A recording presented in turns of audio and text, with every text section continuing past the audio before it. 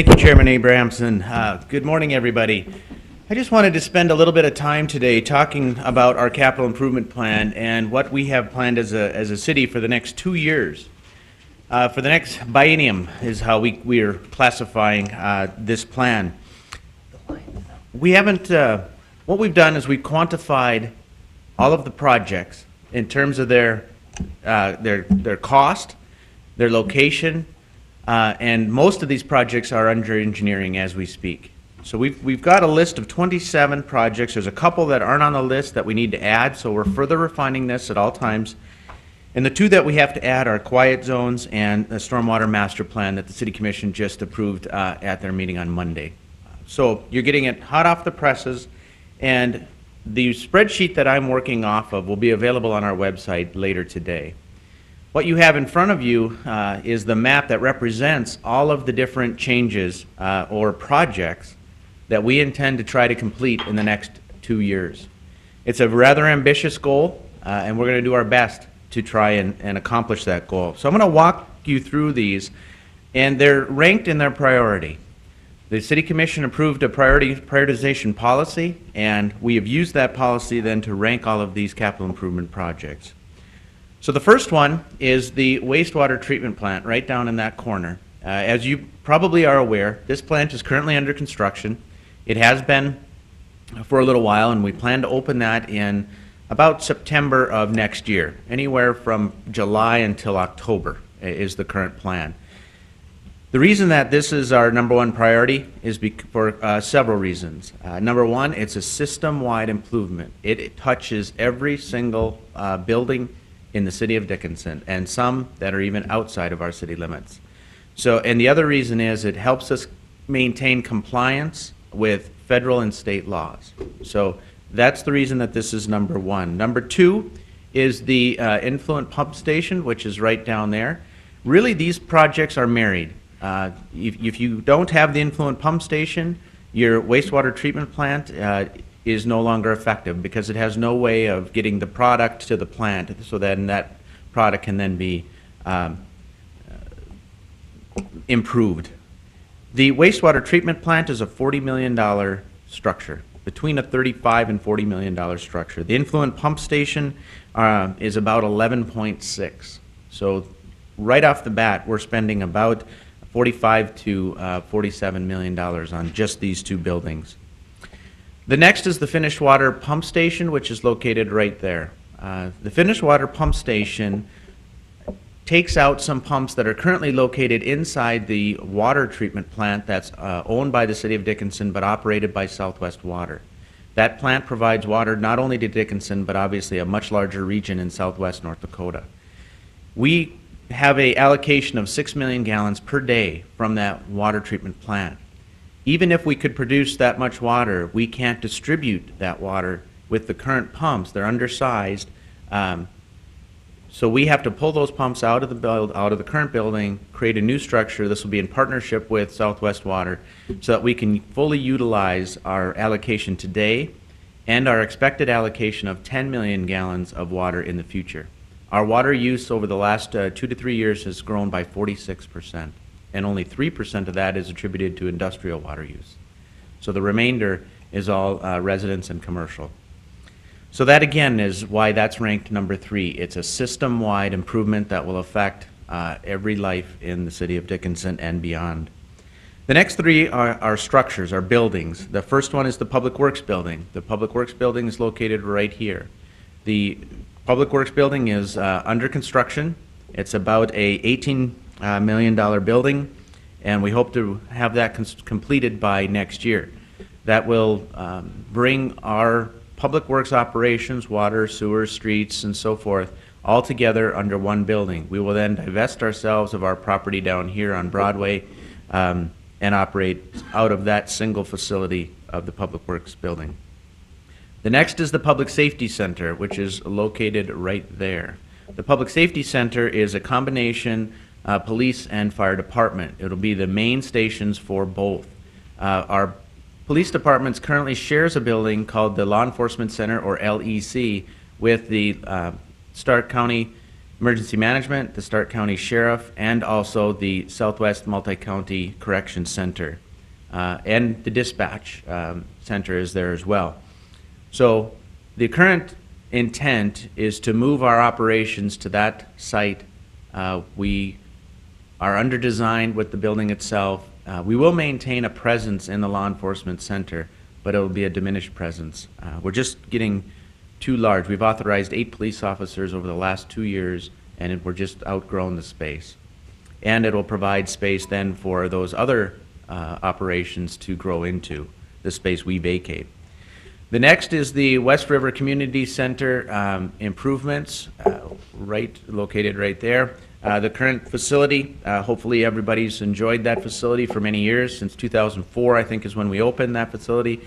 The membership, it was designed for a membership of about 1,500. That membership is pretty close to 6,000 right now. So it's undersized. It'll include 3 different improvements: an outdoor pool, an expansion to the current building, and a additional rink onto the hockey rink. And it'll also provide a lobby area that will connect the 2 rinks together and provide more styling cues that'll be consistent with the West River Community Center. So it'll look more like a campus. The next is Empire Road. As you are aware, the hospital is building a new building right here. The intent, because of the traffic that's going to be generated in this area with all the new improvements going in, is to separate Empire Road from the bypass.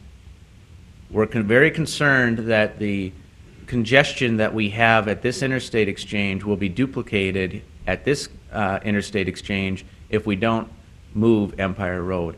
So the intent now is to bring Empire Road to the south and connect it with Fairway, and then allow Fairway to be our first connection to the city going to the east. It'll be done in conjunction with the hospital. It's about a $2 million project, and we hope to be complete with that by around July, which is about the time the hospital intends to be complete. The West Lift Station and Force Main, this is a big improvement. It's located here. The Force Main is this white line that will bring all of the effluent to our wastewater treatment plant. This lift station is important for several different areas.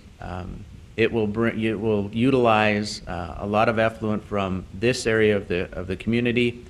It will also be the lift station that the diesel topping facility located to the west of our community intends to drop into. And if we're able to provide services to the city of South Hart, it will also be the lift station that will accommodate them as well. This is a big project. It's about an $11.5 million project. We have a grant for $7 million from the State of North Dakota Oil Impact Fund to help diminish the cost of that facility specifically. 10th Avenue West is a transportation project located right here, right here. This is 10th Avenue West. This is where the new school is being constructed and will open this fall. And so this will connect the current end of that road system to this road system to the north. That's about a $2.9 million project. It is an urban roads project, so we do have about a $1.2 million that's being paid for from the state of North Dakota. The next is 40th Street utility improvements. That's this facility right here. You'll notice that that's about a half-mile of roadway and underground improvements that'll be made. Currently, those are separated so we can get the underground in at one time and then get the roadway at a second time. The underground is expected to be about a $500,000 project, and it will be water and wastewater. The next is the west side storage facility. So it's this building right here. What we're looking at is an elevated storage tank. Right now, this is slated at $6 million. That seems awful expensive. We built this storage tank right over in here for about $500,000. There's a 500,000 gallons of storage, and we built it for $500,000. We knew at the time we were getting a great deal, and this is a much different facility. This is an elevated tank where this is simply a storage facility on top of a hill. So we know it's going to be more. We're hoping it'll be a lot less than $6 million. 21st Street utility improvements. This is 21st Street. This is going to be a major, it already is, but it'll become even more so, a major thoroughfare for the city of Dickinson. As you know, we've extended our city limits out to this point on the east side of town, and 21st is the only roadway that traverses the whole east-west portion of northern Dickinson. And we expect that a lot of the traffic that will be generated from all of the platting and construction going on here will use 21st to get to areas in this section of the community. Right now, this is just the utility improvements from States Avenue to Timbers that I'm speaking to. That's about $500,000, and it will provide water to this area. The next is the West Gravity Sewer. I spoke earlier about the West Lift Station, and the Gravity Sewer is this red line that will drop effluent from this area of town into that lift station and then bring it, of course, to the wastewater reclamation facility. That's currently about a $2.3 million project. Lift Station 12 upgrades is on 15th Street West, which I believe is right here. That will, it's the lift station and the main, so it will take the effluent from this area of the community, funnel it through this lift station, down into this pipe, the gravity one that I just mentioned, to there, and then of course over to there. The west side 18-inch water main and tie. I mentioned the water storage facility, the 500,000 gallon tank. That's this one. We're going to create an 18-inch tie, which will service, again, these areas here, but it will also help with water pressures in this area of the community as well. That's about a $1 million project as currently estimated. It's not bid, so we don't have a lot of hard numbers for these projects. They're under design but not bid yet. The east side water distribution, that takes that water pump station that I mentioned earlier, our priority number 3, and brings water to the east side of the community. And it represents this line right here. That is about $5.5 million project. The River Drive Booster Station is down here, and that is meant to provide water pressures for this area, especially the KLD subdivision. There's another housing, I think it's called Highlands, right in here, that will be benefited from that piece of infrastructure as well. That's about a $1.3 million project. Lift Station 14, I believe, is here, and upgrades. That will help service this area of town and provide a larger facility to move more effluent down to that location. That's currently a $3.5 million project. State Avenue improvements, excuse me. This is State Avenue improvements. As I mentioned before, this is the location of the Public Safety Center. So the State Avenue improvements will be the roadway that will end a booster station that will help provide better water pressures in this area of town, and of course an access to the Public Safety Center. That represents 20 projects at that point. When it comes to funding, we think we can get down to 20 projects pretty easily. After this, it becomes a little bit more difficult. We're going to have to be diligent in our use of finances to get the rest of these projects done. The next one is 21st Street improvements, right here, this leg. Now all of these projects have certain challenges with them. The challenge with this project is there's currently no development on this land and this land. It simply serves as a connection point between this improvement that the state will be doing this year and of course 21st. So paying for this 21st Street improvement to the tune of about $8 million is going to be a challenge. If you recall, this is state land and so is this. So that's our challenge for 21st Street. Lift Station 5 is on the southwest side of town. I believe it's right in there. These are simply improvements to allow more effluent to pass through this lift station, and it's estimated to be about a $2.5 million project. Water main replacement, that's a project that we do on an annual basis. It's a maintenance project. We're going to spend about $7.75 on that project this year. 40th Street East improvements. That is at North Dakota Highway 22 and 4th Avenue East. So that's the roadway. Before we talked about doing the infrastructure below, and this would be coming back and putting the road on top. It's always nice to separate those by a little bit of time so settling can take place. The next is the east side million-gallon elevated storage tank. What we're looking at is a water tower, and that water tower would service the east side of the community. And then a frontage road by Players. Where are we at? Right in here. Right now there's some breakup in the frontage road that we'd like to see replaced. That's about a $500,000, well, about $1 million project, about a $500,000 cost to the city of Dickinson. And then the west gravity sewer is located, where's the west gravity sewer? I believe, well,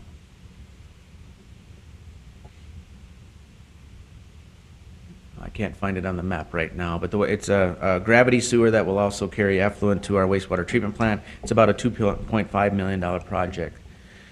Now, I'd like to talk about a couple other projects that we are not the primary on, but are nevertheless still very important projects to our community. And the first one is 30th Avenue improvements.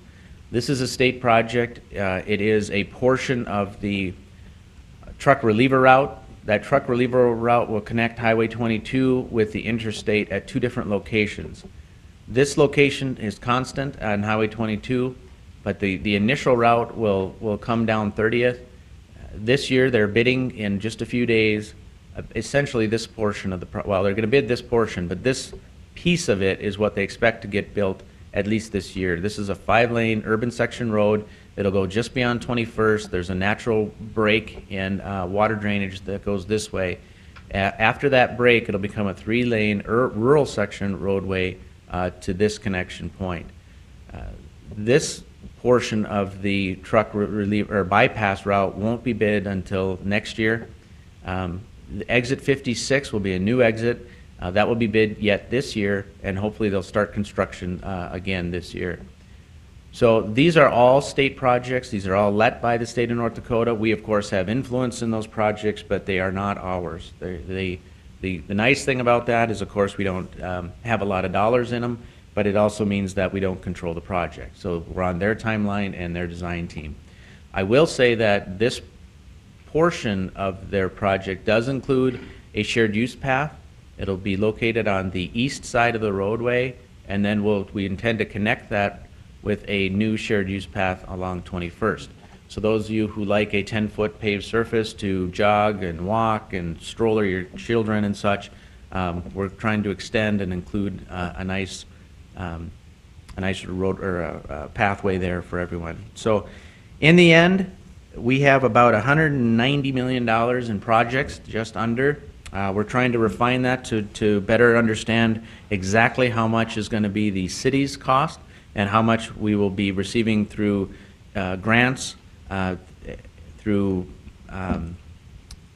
private sector dollars, and other revenue streams. So we're working hard to try to make it all happen, and I just wanted to provide you with this update so that as you go forward looking at plats, you can understand better, hopefully now, when a lot of this infrastructure will be in place, because we hope most of it will be in place within the next 2 years.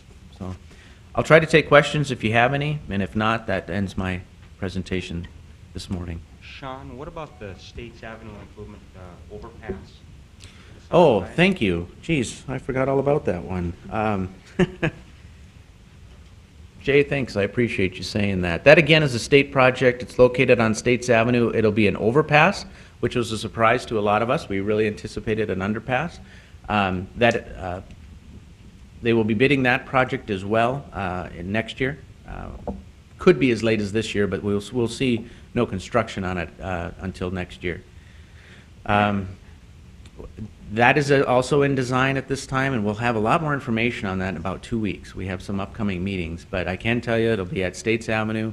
It'll be an overpass, and when you do an overpass, we have to go, I think, 10 feet above any train height. So it's going to be about 27 feet in the air. So it'll be a big overpass.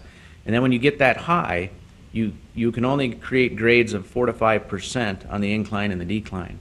So it'll be a fairly long overpass, and so those connections back into existing streets is a challenge. And it's also a fairly narrow or restricted area.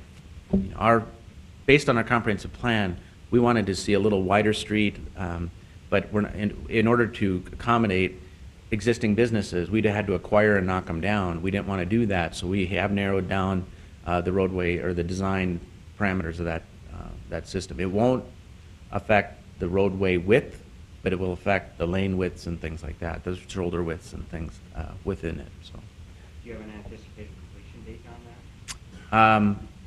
hopefully, that will, again, it's a state project, but I'm hoping we'll be done in 2014. Any other questions? Chairman Abrahamson, the meeting is yours. Thank you. Thank you, Mr. Castle.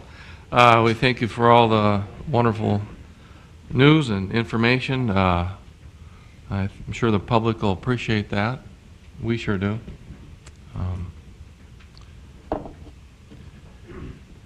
Let's see here.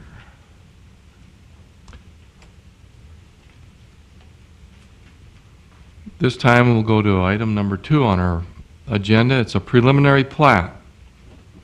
It's to consider a preliminary plat for Dickinson Public Works. The site is generally located in the southwest quarter of Section 6, Township 139 North, Range 96 West. The site is approximately 25 acres. And at this time, I'd ask Mr. Croton to give us the information on this. Yes, Mr. Chairman. I'm not sure if the consultant's here. If not, then I'll go ahead and represent the application in front of you today. This is a plat for the new Public Works building that was referred to earlier. It's 25-acre piece property. The connection road will be a new connection, Public Works Boulevard, going easterly from Energy Drive. The project is east of Energy Drive and south of Interstate 94. Contained within your packet materials is my staff report.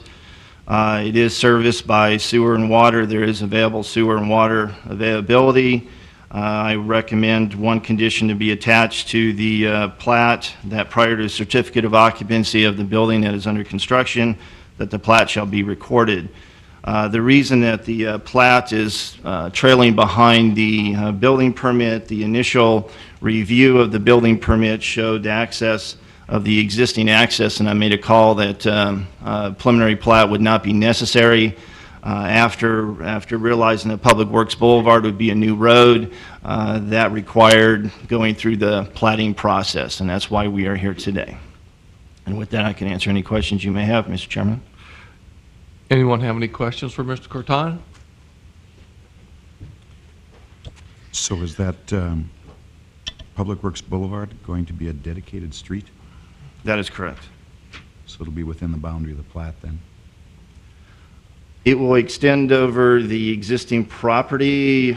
That's a good question. I don't have an answer for this. The plat itself for Lot 1, Block 1, Public Works Boulevard goes over an existing road. I don't have a definitive answer for you at this point, Mr. Chairman. So I just know it's going to be a dedicated road that we have to provide access to that. I don't know if Matt Colling, if he has any specifics on that, but it's the access road that is necessary to provide access to the lot. Mr. Colling, at this time, do you have any comment on that? Or is it something you'd be looking at? That's something we'd have to take a look at, Mr. President. I don't have any comment on that at this point. Thank you. Mr. Chairman, I'm going Tooze. to abstain. I own the land to the east and to the south of this plot. Okay, Mr. Mr. Chairman, I got a clarification on Public Works Boulevard. That is going over the existing city property where the Baylor Building is now. So we're just having a dedicated right-of-way going over that road to provide access to the new plat. Thank you. Any other comments or questions? Mr. Krieg? Mr. Chairman, just kind of curious, how does this come into effect with the Parks and Rec? Is there any Parks and Rec? I mean, I know it's been an issue the last few months, and just trying to, it's all city, but trying to get a feel for that. Since it's city-owned property, Parks and Recs is part of the city budget. It would be given one hand and given it back. So we didn't see that it was applicable.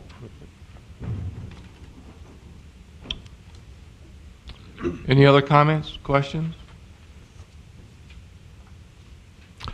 Being this is a preliminary plat, this time I'd ask if there's anyone in the public who would like to make comment on this.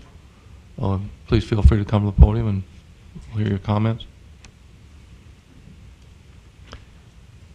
Anyone from the commission wish to make further comment?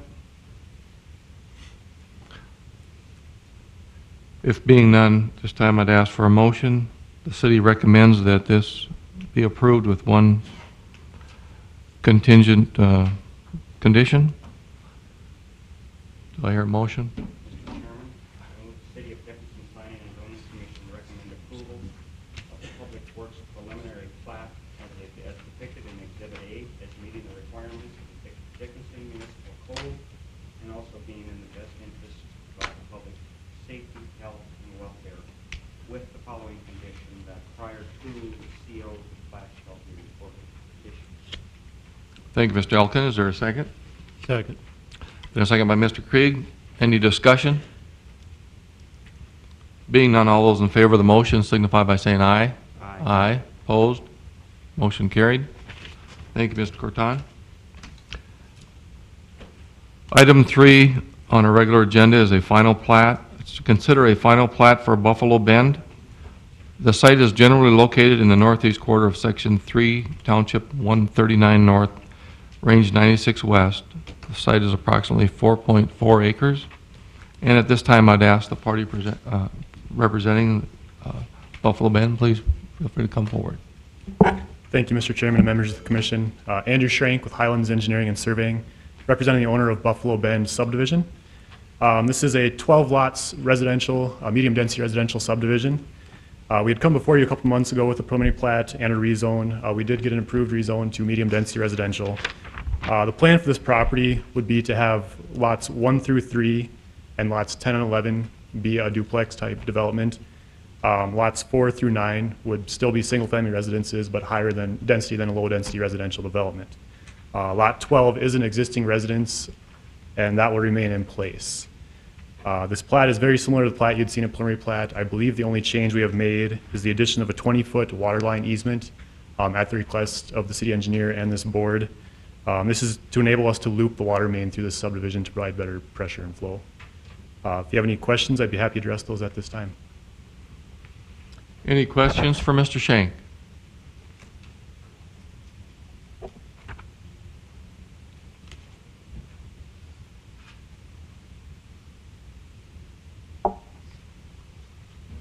Thank you, Mr. Schenk.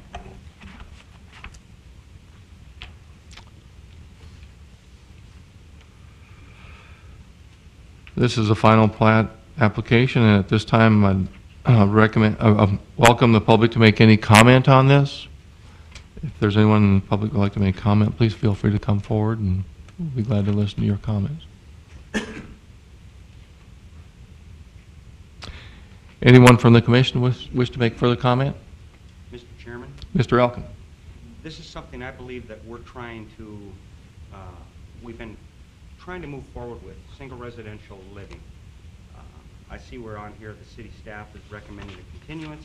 I don't agree with that, and I guess I'd like to hear from Ed or somebody as to why.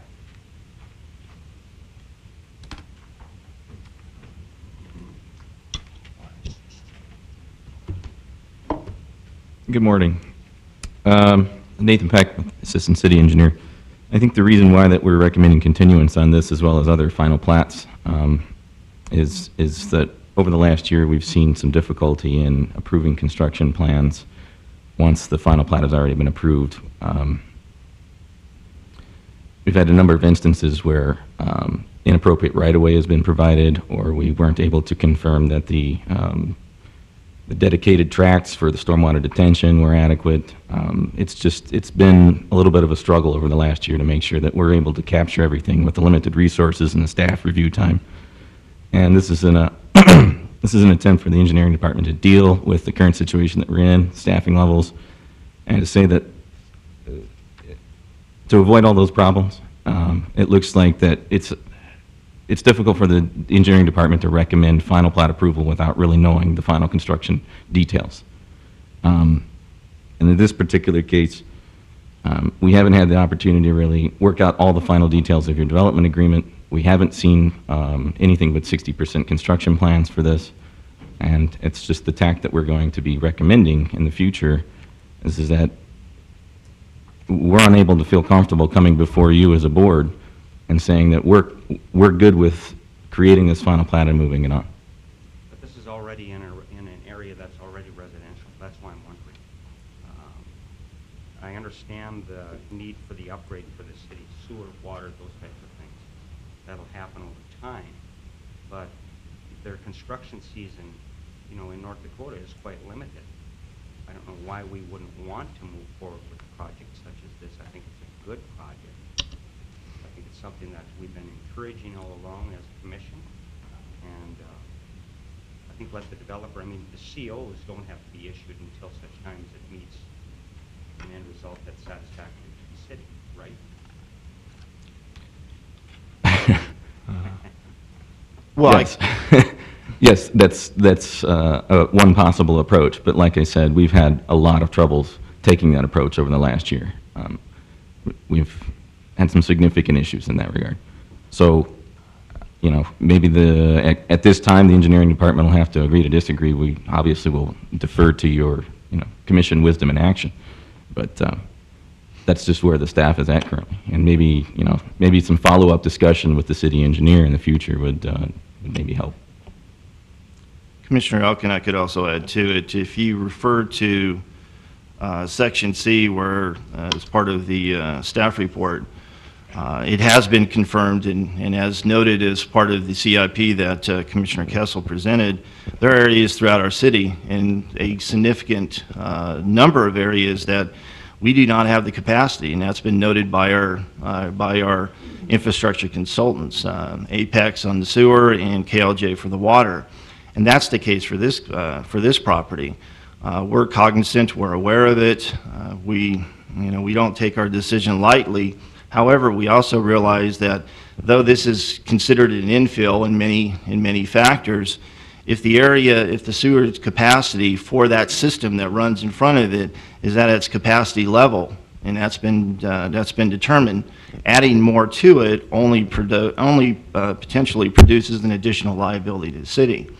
All we're asking for is for the CIP that is presented to you this morning, for that to be finalized, for us to get those final figures together, for us to come back to the consultants over the majority of those projects, get a timeline of when we feel that those projects would be built, and then we could include that within a development agreement and say, okay, we're fine with final plat approval, go through the recordation, but you're not going to have sewer or water available until the end of 2014, and then also indemnify the city just in case if the construction is delayed. That's the purpose for the continuance, is give us an additional month. We're hoping that we'll get that done.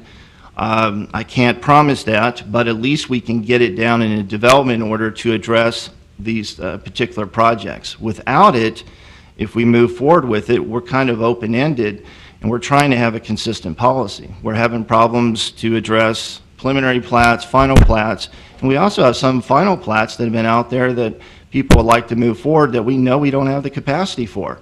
So we felt that the best policy, if we have a determination from our consultants that sewer and water is not available, that we withhold the approvals until such a time as we know when that will be done, and then work out development agreements. That's what we're asking for today. And as a board, We're staff members. We're providing our recommendation. If you feel otherwise, you can make a motion to the contrary. We'll support that and respect it. I'll add one more thing. I think you got to keep in mind that we're not putting a stop to the project.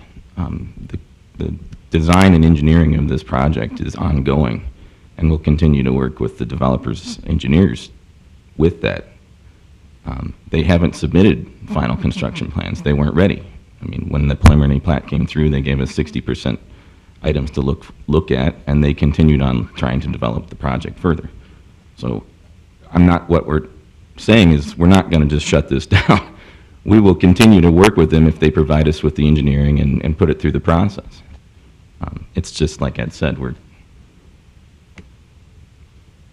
thank you. Mr. Tooze? I agree with Mr. Elkin. You know, we have a local group here, and how can we look at the west side of town and let in 100-plus acres and say we can service them, and we can't service 12 lots? That's insane. I mean, this is a local group. We got to move it forward. These guys have been here for a while, and even if we approve the final plot, they're months out. They're for dirt work and construction and building permits, and there's 12 lots. So I'm with Jay. We got to do something to move it forward and take a different approach on empowering some local developers to get out there rather than just Roars, Myers, and some of these bigger groups.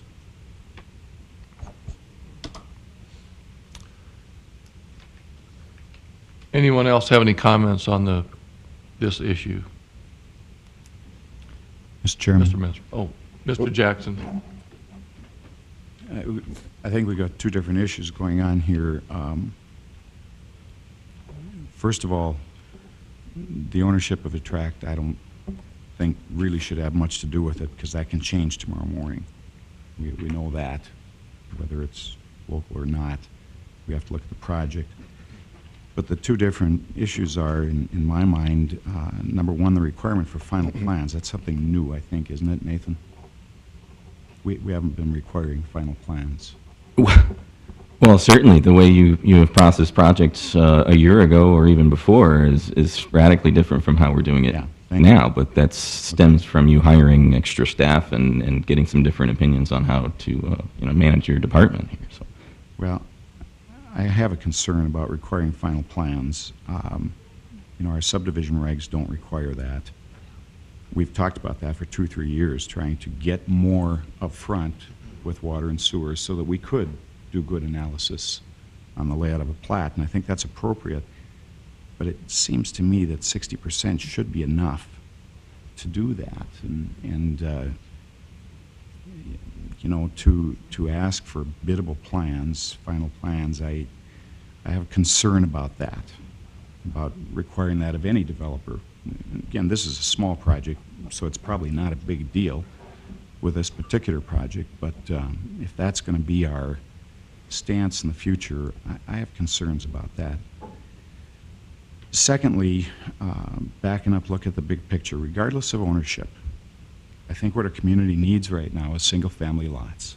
I think we need them very badly, and I think we should be trying to move these along as best we can. We do have water and sewer issues, and I suspect that this issue, and Nathan maybe can help me, this issue is probably contingent on the redirection of that lift station, west of the mall down there. Correct, it's lift station 14. Yeah, okay. So that's a big project.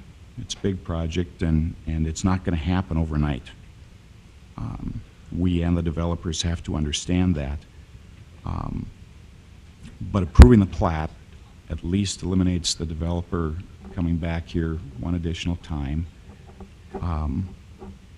I would hope, and I want to say this carefully because I do understand staff is looking at this stuff a lot closer than we are. But I hope we can find a way to allow a developer to move forward, understanding that we may say,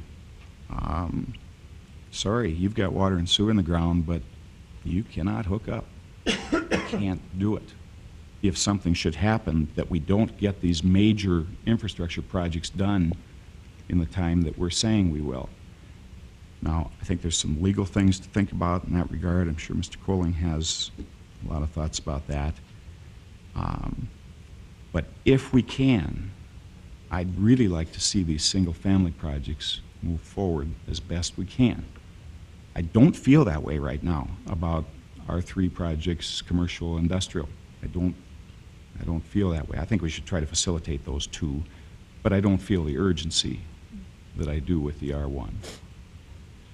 So again, it's hard for me to,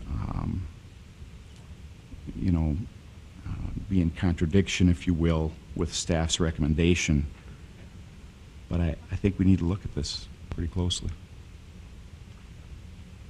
Thank you, Mr. Jackson. Mr. Messer, did you want to make a comment? Please. My name is Neil Messer. I am one of the owners of this project, bring it forth. Just a couple points of clarification. Number one, the 90% plans have been submitted to the city. And as Mr. Peck said, with the heavy workload that the city has, I believe that those have not been reviewed at this point. So we have submitted the 90% plans for review, and think that they're going to be that they're going to be sufficient and acceptable.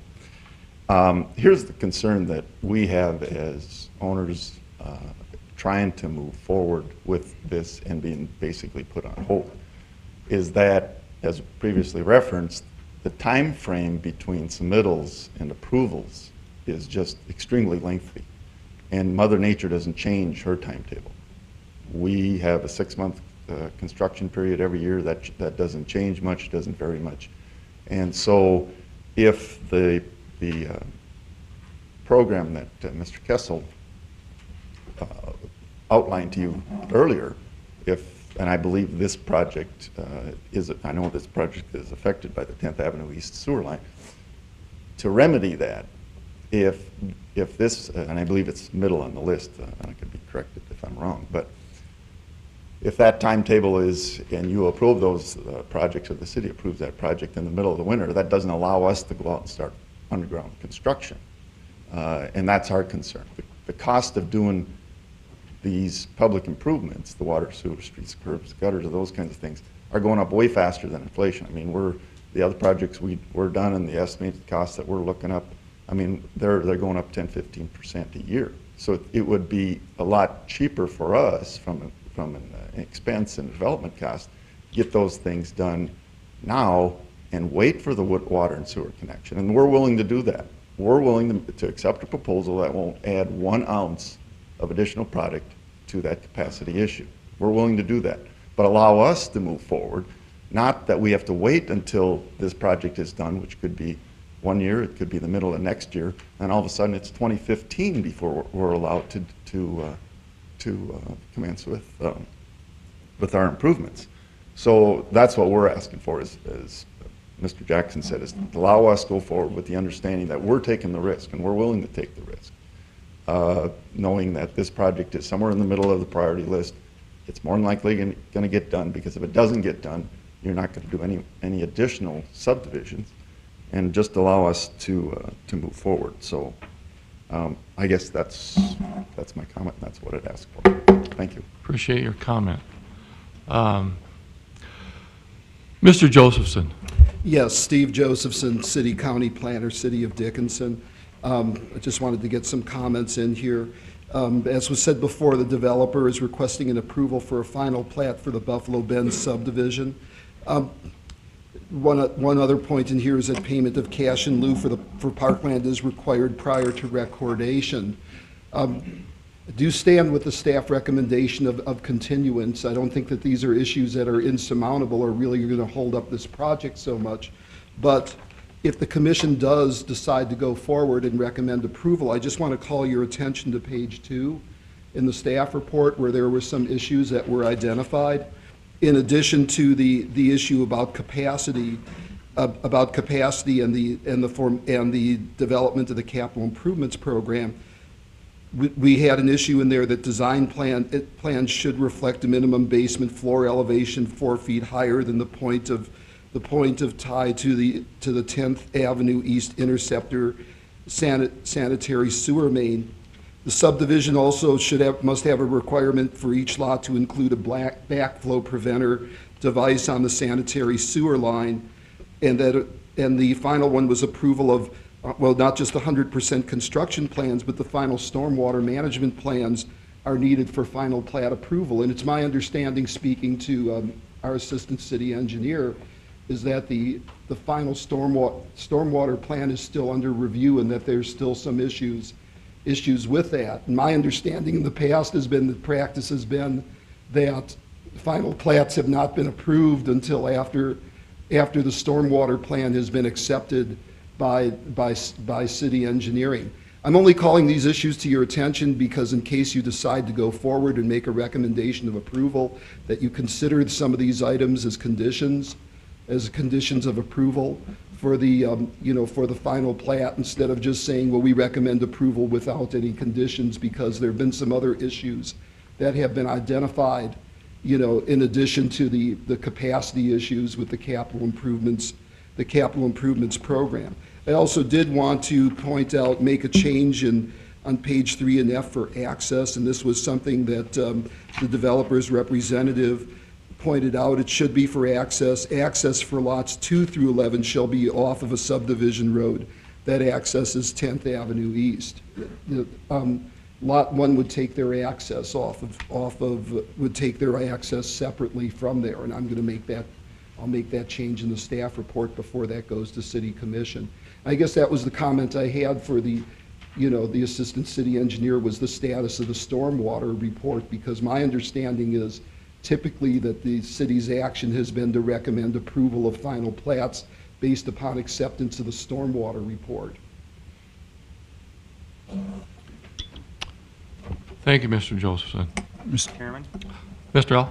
Steve, have you met with the developer, or have you expressed these concerns, these issues that you have listed here? I have not. They have been expressed. They have been, the report has been forwarded on to the applicant, to the developer's representative. So they are aware of the issues. Or should be aware of the issues. But no, this has been shared with them. Mr. Chairman, Mr. Jackson? could I ask either Mr. Catan or Mr. Josephson, I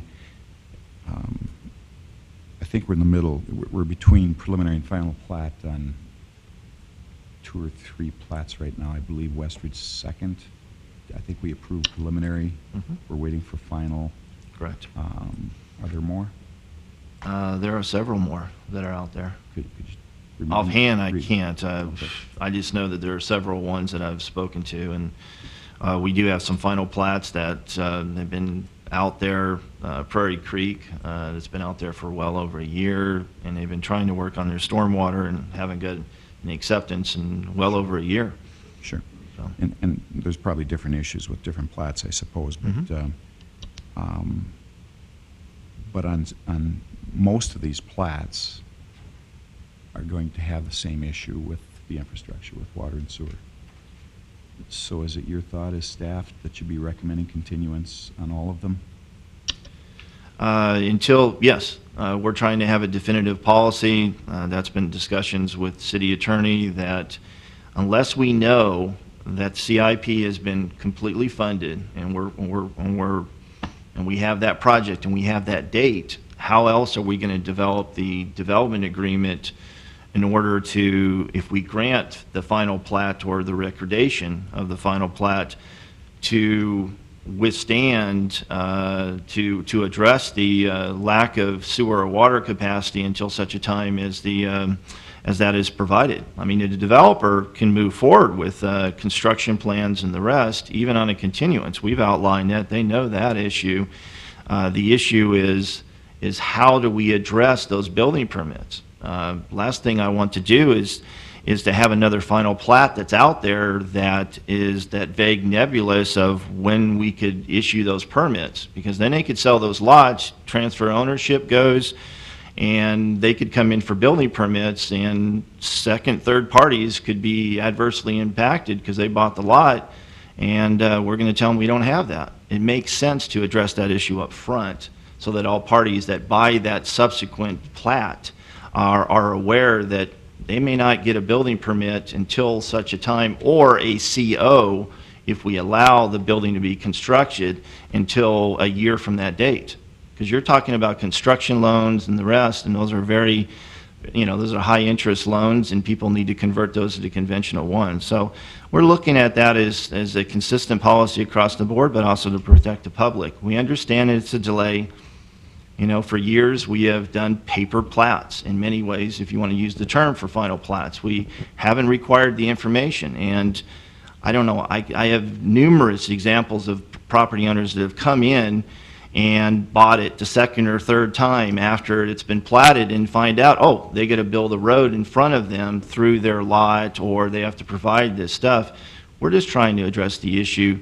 That's the whole process that's the reason you go through the planning process. And we're going to have to unnecessarily delay, some projects because we don't have the sewer water, and this seems to be the most efficient way to address that.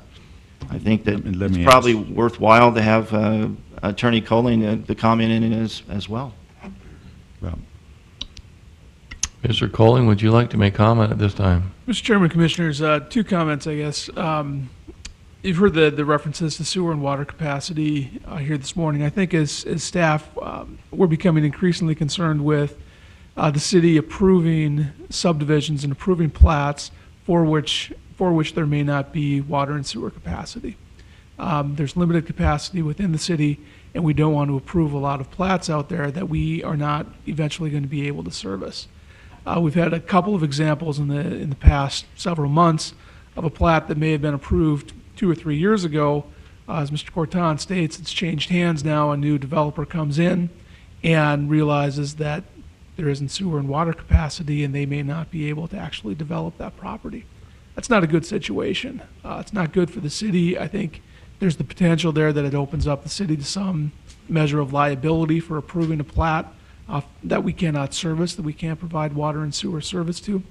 And we'd like to avoid those situations in the future. I don't know if it's going to be an issue with this particular plat, excuse me, but I think it's a good practice to get into to resolve those issues before we approve the plat and before we grant someone an entitlement to develop. And so I think that's part of the issue here, why the staff is recommending continuance on this matter. The second issue, and it's been referenced, is that we can't catch some of these issues at a building permit stage or a certificate of occupancy stage, but that turns out to be really, really difficult to do. Once someone has a plat that's approved or has a building permit that's approved, the developer has, in most cases, put several $1 million into developing that property, and it's not a really good time for city staff to come in and declare that you can't have a certificate of occupancy for that building then.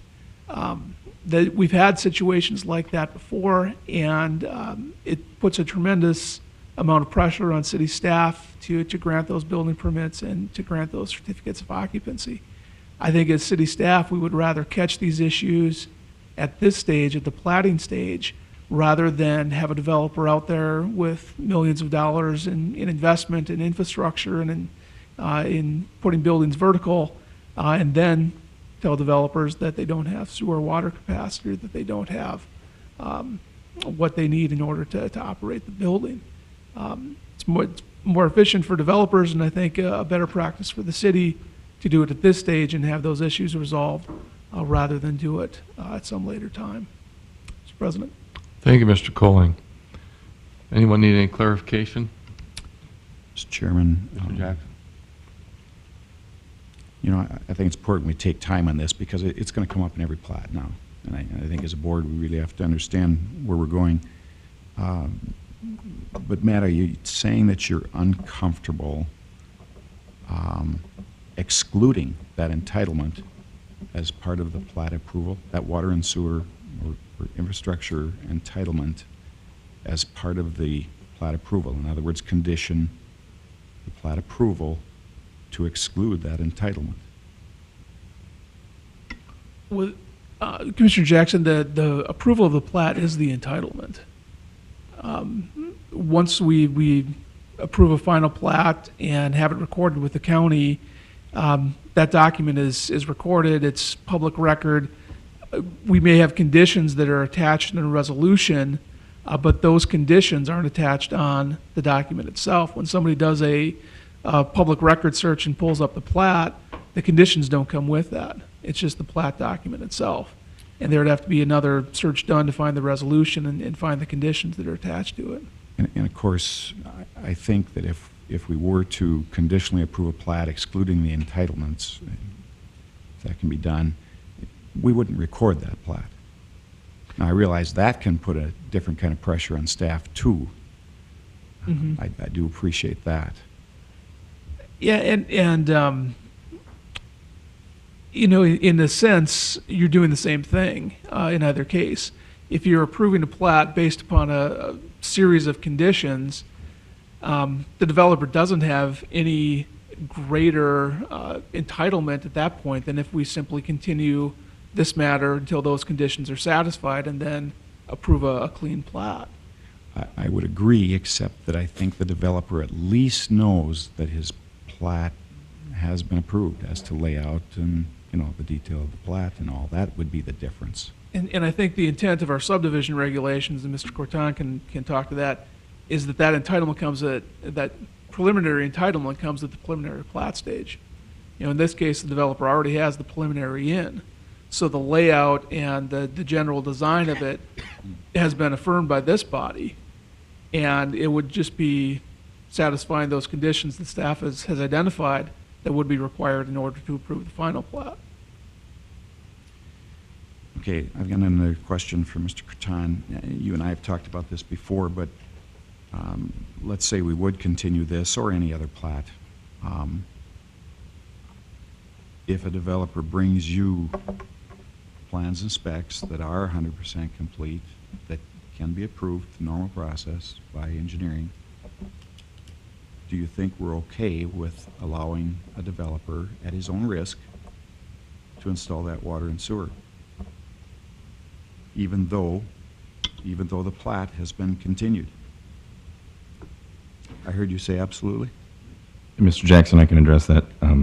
I think that's the direction that the staff is going to make recommendations to move on all of these future projects. And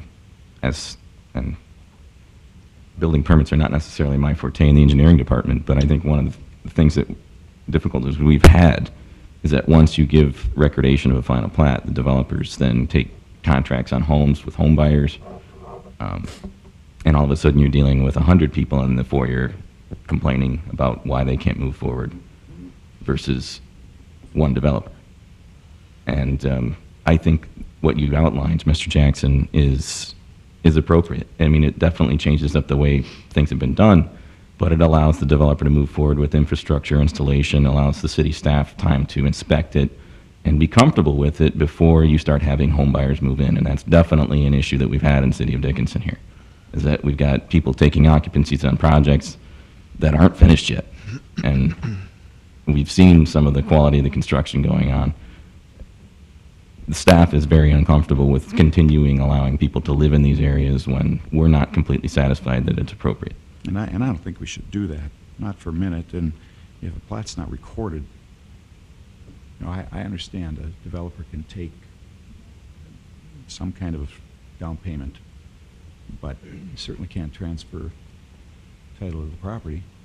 Right, and that's why the staff is looking to head in that direction, is where we can continue working with the developer on construction plans. The city engineering department would be comfortable issuing construction permits, but in some cases, and maybe not all, but in some cases, it seems more appropriate to hold off on final plat approval until that stuff is in place. That would really help the city staff out with their staffing situation and to address the inspection problems that we've been having. I think what we're all looking for is just try to find a way to keep these projects moving and still take care of our community. If I'm hearing that we would approve the construction of water and sewer even though the plat has been continued. That makes a big difference to me. Mr. Messer, how about you? Well, yeah, that's what we want to do. We would want to do that because the feedback I'm getting, or at least indirectly, is that this approval process that we're talking about would probably fall in the dead of winter, and then we're sitting on standstill. And I don't think the question has been sort of answered. Is that what kind of a continuance time frame are we looking at? If it's 2 weeks, no big deal. But if it's 2 months, it is a big deal because by the time we get the project bid and get the contractors on site, then all of a sudden we're in the dead of winter and we're not going to get the project completed. And secondly, I have a real tough time thinking we can't create a document that's recordable. I've been in real estate for 35 years. That you can't create a document that's recordable and enforceable that puts the restrictions on that you have the concerns about. I deal with restrictions and see those restrictions and those all the time. And I just can't comprehend that we couldn't create a document that works. That's just fathoms me. Well, I do have sympathy for the staff's recognition that, you know, in this case, if we record the plat, they'll be dealing with 12 property owners and not one. And well, I but think we can't even build on them until I mean, that's my understanding. I mean, we want to get the water, sewer, streets going, and if at some point we're close, then we could have another discussion about starting projects. But there's no way we're going to be able to do a deed transfer on any of this if there's a restriction out there that has been placed on by the city. I mean, I don't see how that's doable. I mean, the lender there's no lender that's going to get involved in that kind of a deal. Mr. Chairman, I can answer Mr. Messer's questions. I think as a developer, we could do the document. We could provide a development agreement, but the question that I've been bringing up today is, I'm not sure when we will be able to allow you to connect to that service. And I think as a developer, you need to know that. Last thing you want is from the city is to leave it open-ended. I mean, we could do that and say, you cannot connect to city services until they're available. But if we find out that it may take 2 years and you get all the infrastructure plannings done and you're waiting for a year, I would think that before you move forward, you need to know that because you have a cost line as well. And that's what I'm talking about. The continuance issue is to figure that out, Mr. Messer, to understand when that will be available, put that in that document that you referred to. We do it as a development agreement. So you could have the assurance that in a year, year and a half, 2 years, whatever the case would be, that whatever period of time and how you want to use your money with your consultants to finalize all those construction plans and do the construction. And if you want to develop all the infrastructure and have it waiting there just to turn the valve at the end, we would be very happy with that. That makes perfect sense because every single property owner now buys that lot, knows that there's a paved road, there's a sidewalk there. It's super easy for them to develop their property. We would love to do that. We haven't got to that point. But but we're trying to give you an idea of when that's going to be. The continuance, I'm hoping that within the next month or so, we have certain projects that we know.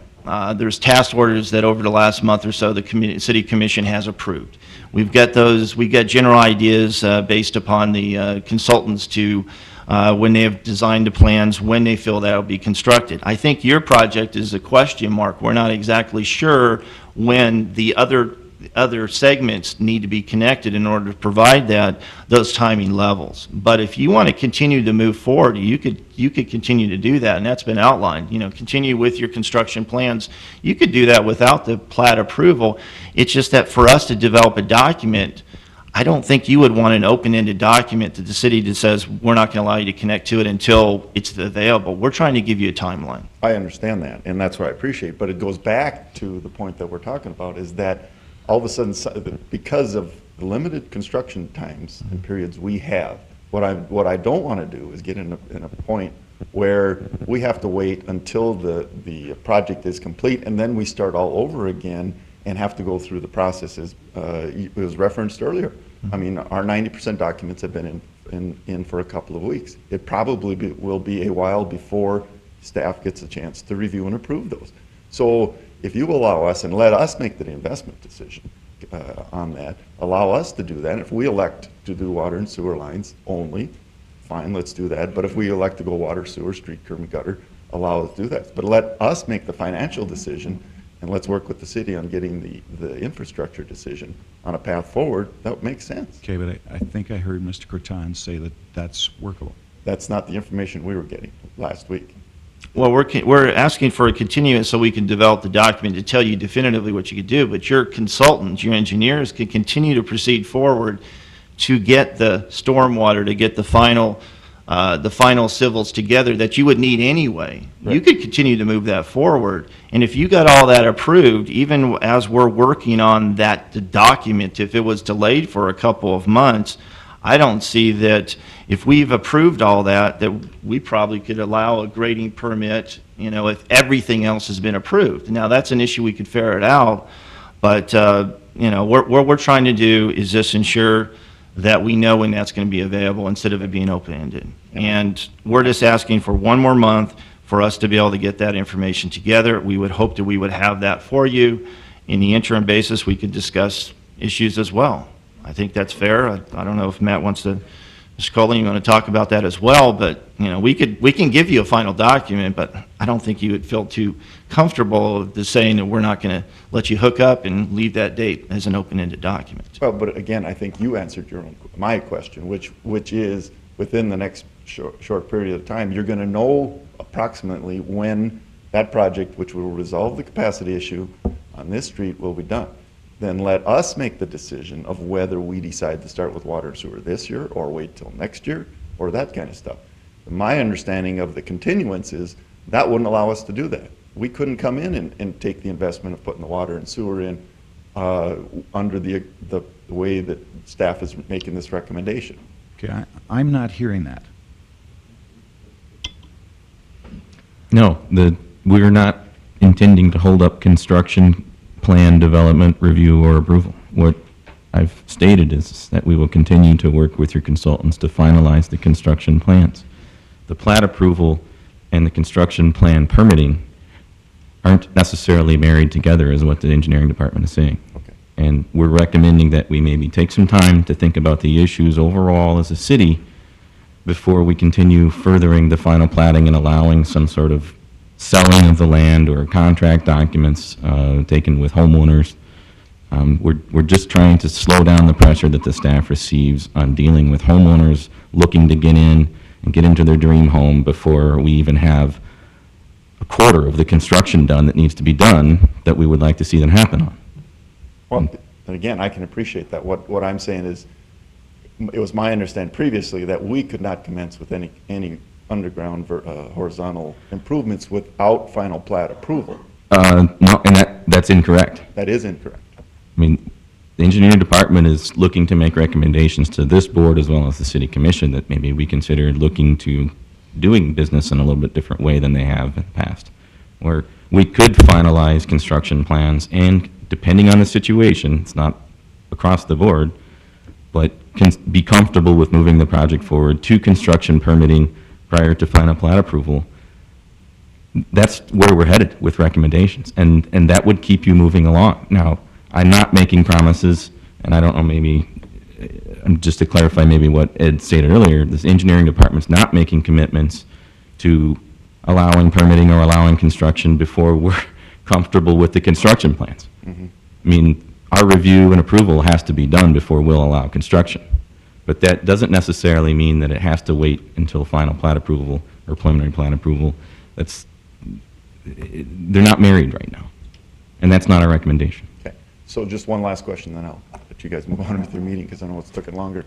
Is that the twofold question? Number one, approximately how long would it take you to review these 90% plans? And if the 90% plans are approved, is that the next step that would be take before we could bid the underground improvements? Is that as far as the city's perspective?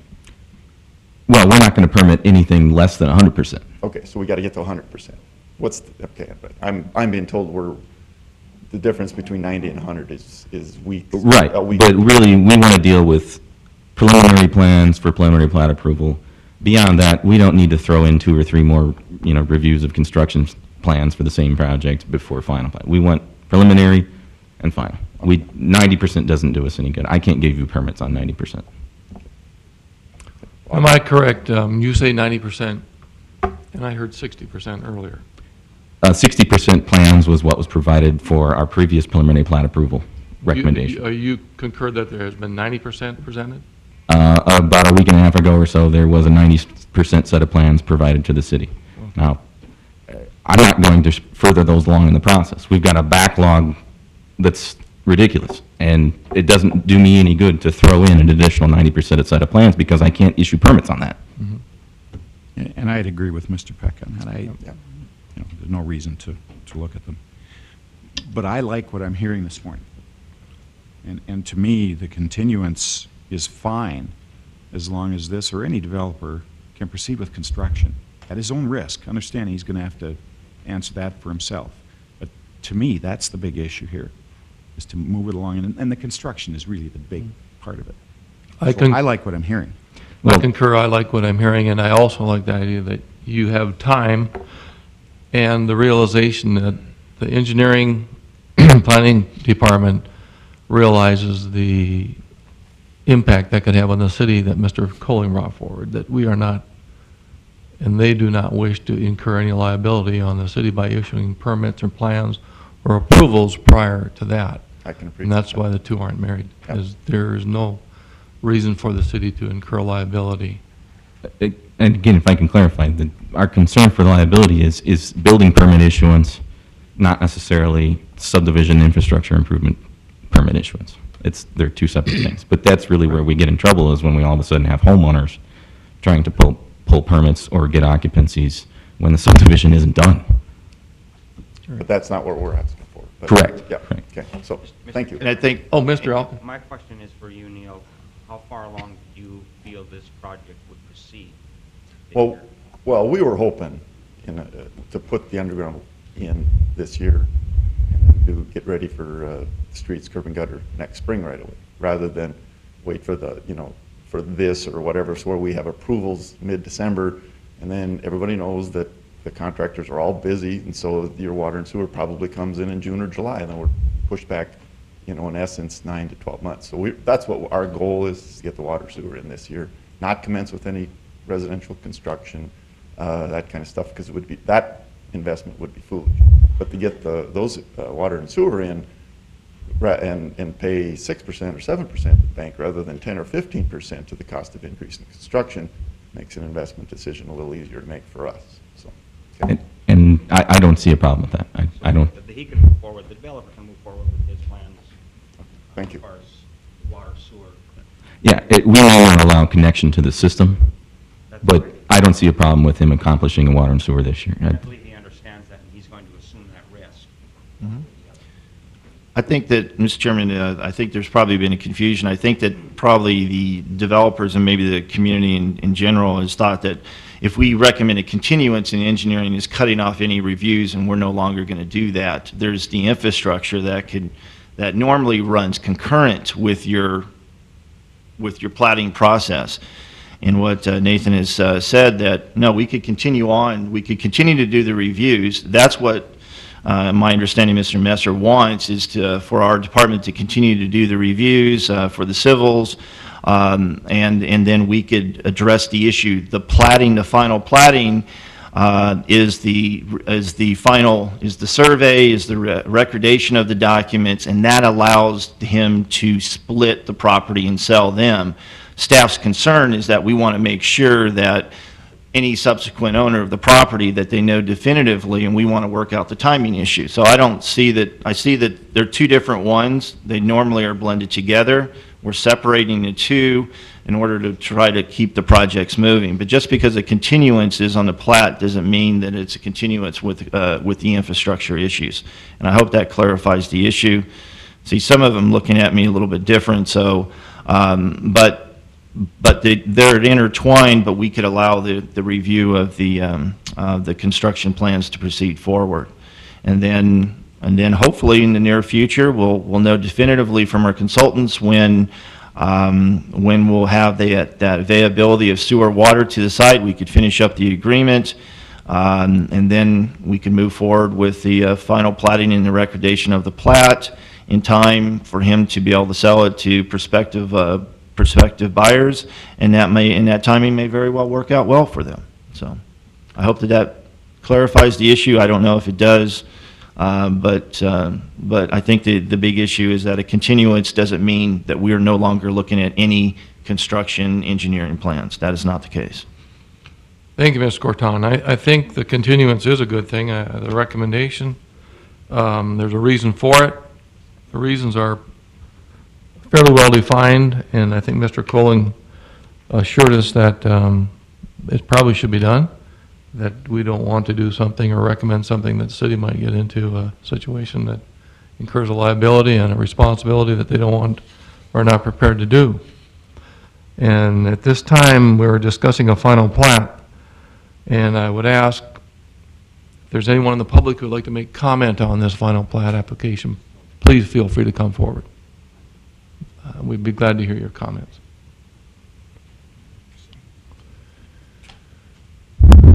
Anyone from the commission wish to make further comment? Mr. Tews. I just have one question for Ed.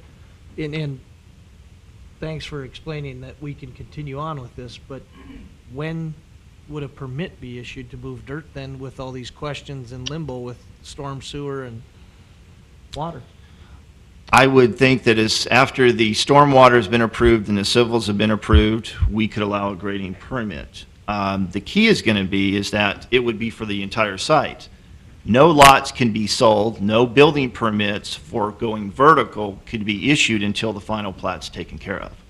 That allows the splitting of the property. So if Mr. Messer wants to continue on, and let's say if this is somehow delayed for several months, but he gets his plans, all of his civils approved, and he wants to move forward with grading, I think we could allow that. And would you concur with that? Yes, the engineering department is the department that issues the permits. And as far as I'm aware, we're not interested in allowing permits to be issued before we're completed with the reviews and approved the construction plans. So, like I said, the platting process we're recommending for these projects and where we're at with the community and the CIP program maybe separate. And we can continue forward with a constructability review, and if the engineering department is comfortable with the plans to the fact that we can issue construction permits, stormwater permit, which allows grading, or underground utility, we will do so. But that won't happen until we are comfortable and completed our review. Thank you, Mr. Peck. And just to go back to your question, Mr. Tews, normally the case is you come in with a building permit and then we're still trying to catch up with stormwater. We would love to be able to actually have the other part taken care of, and then when you come in your building permit, it's a very quick and easy process. That's where we would ultimately like to go. So if that process runs forward, we'd be very happy with that. Thank you, Mr. Corton. Anyone else from the commission wish to make comment?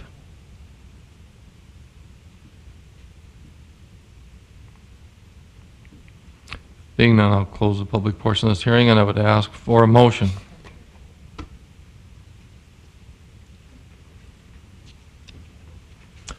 Mr. Chairman, I'll move that Pre- the City of Dickinson Planning and Zoning Commission recommend continuance of the final subdivision plat for the Buffalo Bend final plat. I think there's been a motion for continuance. Is there a second?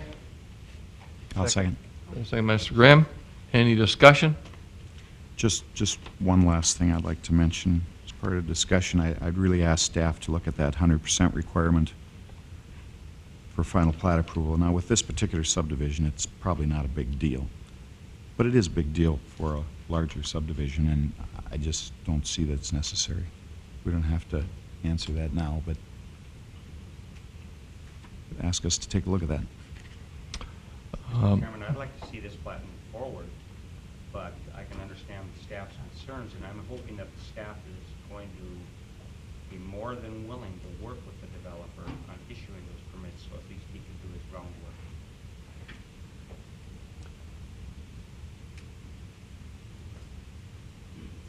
Any other discussion?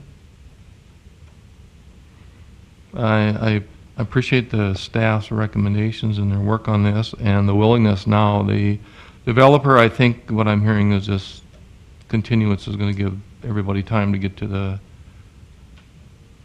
level they want to be at for this project to continue on. And I also would like to make just a comment that it doesn't matter who owns a property. We should hold a blind eye to ownership.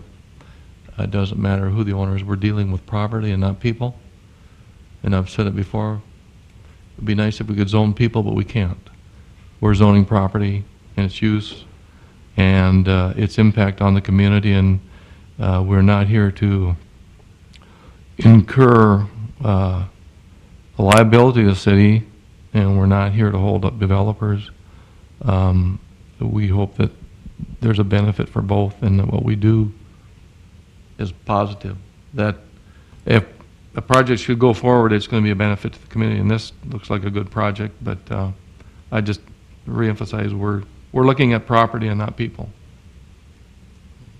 Any other discussion? Being none, all those in favor of the motion signify by saying aye. Aye. Aye. Opposed? Motion carried. Thank you very much. Mr. Colling. Mr. Chairman, just to note for the minutes, Mr. Tews abstained from this matter. Yes, Mr. Tews abstained from this. Thank you, Mr. Tews. Not this one, the last one. Was it this one you abstained from or the last? You abstained from this one, too? I withdraw my sorry. comments. Okay, thanks, Mr. Colling. It was a rather lengthy discussion.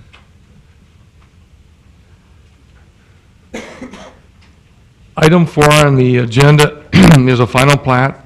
It's to consider a final plat for Medora Meadows. The site is generally located in the northeast quarter of Section 32, Township 140 North, Range 96 West. The site is approximately 21 acres. This time I'd ask the party presenting to please feel free to come forward. Thank you. Andrew Schrank with Highlands Engineering and Surveying. I have a feeling we'll have a similar discussion on this plat as well. We do have similar issues for this plat. The water and sewer were an issue as well. If you recall, this plat was brought to you about a year ago. It was rezoned to R3 and CC. The larger lot, Lot 1, was zoned R3 and is planned for apartment complex. That will be about 225 units is their current plan.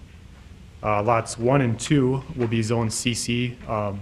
There was an issue with Lot 1. There was an existing pipeline easement through that easement, and that is what has held us up so long. We had to vacate that easement to make that a buildable lot, and it took more time than we expected to get that done. So we do have that accepted now. That easement is vacated, so Lot 1 is a buildable lot. If you have any questions or concerns, I'd be happy to address them at this time. Any questions for Mr. Shank at this time?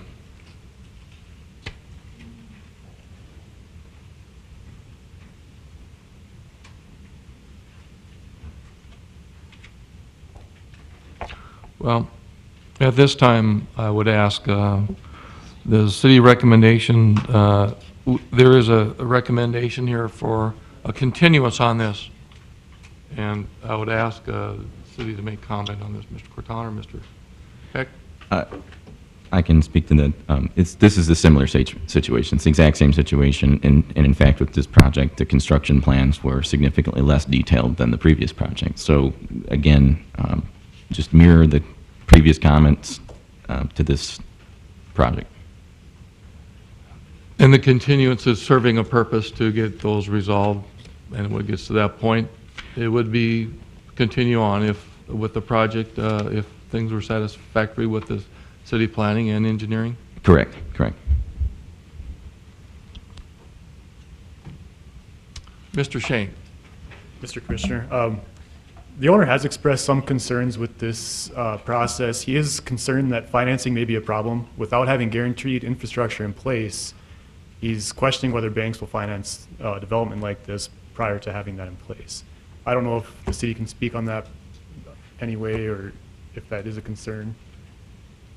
Well, to answer your question, Mr. Shank, I think the financing institutions would probably be reluctant on lending if they knew that city water services we couldn't satisfy that element. So That's why we're recommending a continuance to address that in a development agreement, maybe a development agreement with that specific time frame, a document that outlines the timing and the rest would probably be the mechanism that a financing institution may look upon in actually lending for that. But I would imagine that without that availability of sewer water to that site at the current rate, that it would be extremely difficult to do so without some kind of an agreement with the city, and that's what we're trying to work on here. That's why we're recommending continuance. And also, I'd like to ask too, what infrastructure improvements on that list would be required, or how far down that list would this property be before they'd be able to proceed?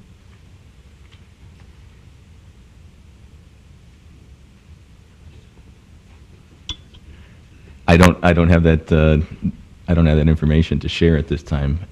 I believe the specific improvement that's related to this would be some gravity sewer improvements as well as a lift station 12 upgrade. And I was not sure where that landed on the list.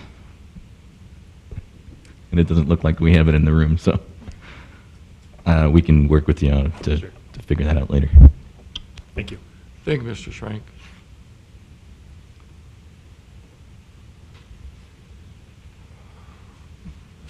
This time I'd ask if there's anyone from the public who'd like to make comment, please feel free to come forward.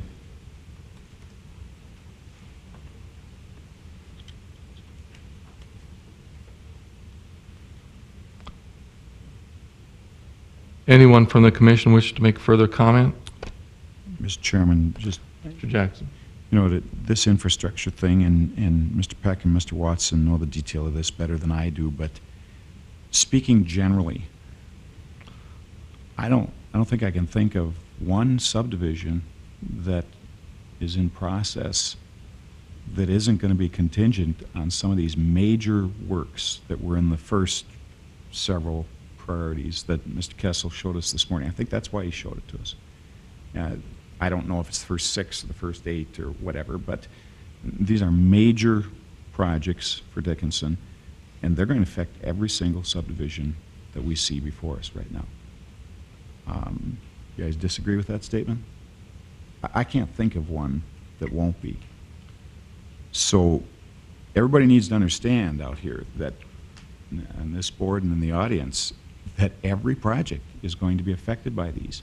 What Mr. Creton is trying to get us to is that we're on the cusp of having a timeline. Even that timeline, we can't guarantee, but at least we'll have a timeline, and we're just about there to have that timeline. That's what will be addressed in these development agreements with each subdivision. But these are major projects. They're going to take many months to complete. Mr. Chairman, if I could add to that comment, I would agree, and that's exactly what we're trying to do today. I am hoping that, within the next month that our CIP is finally approved. We know that. We could work with the consultants to determine how long it's going to take to build those, and then have that information, and then several months from now, as part of the normal preliminary plat or final plat procedure, we'll already have that information. So the discussion that we're having today will no longer be necessary, because that will already be included in a development agreement, because we'll know, okay, you're coming in for a final plat on this project, that sewer is not going to be available until spring of 2015. We include that in the development agreement. The development agreement will be brought forward with that request. So it's just today we're in that flux, and I'm hoping to get out that information in with the next couple months, and then from there we'll have that to be able to determine it until in 2 years from now, when most of the infrastructure is completed or very close, and then from there, I'm hoping that things will have that infrastructure available at the time, and we won't need to go through this additional process and kind of delaying hookups, because we'll have that infrastructure available for those projects. So. Thank you, Mr. Croton. I think that's a very important point, and especially that it was brought forward that Mr. Kessel did with his presentation, that in order to avoid messes and do some neat projects in the future, that that developers have to realize that this is going to be an ongoing process. Mr. Tooze, did you have a comment? Mr. Corton, is there a list of how many subdivisions or plots like this that are in process that are obviously caught in this? And I mean, is there a priority, I guess, is what I'm asking, for subdivisions, maybe on a timeline that they submitted earlier than the other one that has some sort of preference then?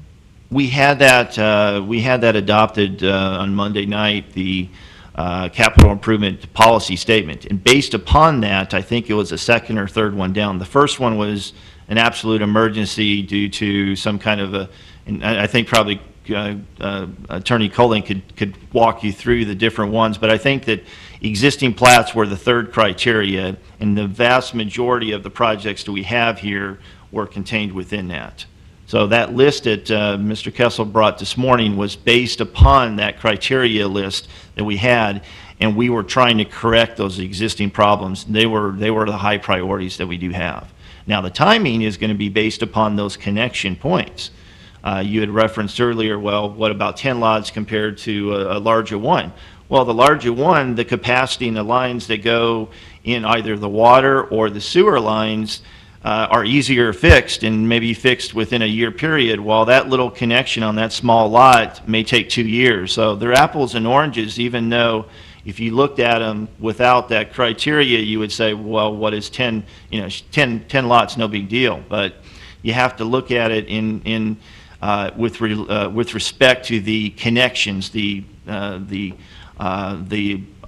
legs or the spine that is part of our overall infrastructure. And that's a very complicated one we've had with our consultants. Well, if we do a little change here, how would that affect this and that? And we've had to tweak with it, similar to what you do with a car, to try to have a car run better. I guess that's what I'm asking you. There might be certain areas of town that they're way down the priority list on the subdivisions, but we can feed that portion of town rather than a west or east or south side, or I guess that would be my interest in seeing that is there an area in town that isn't affected yet?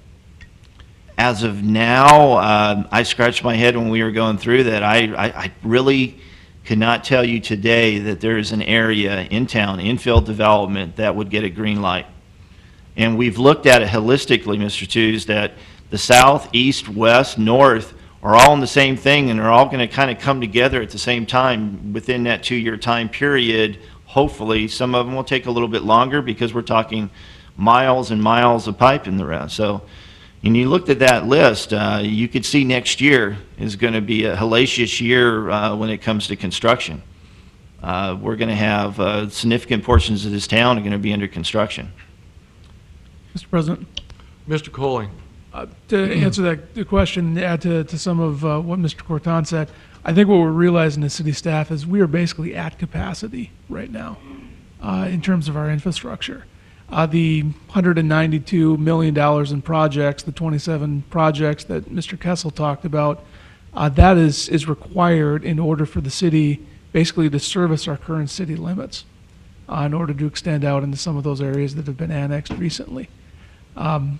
We don't have $192 million right now.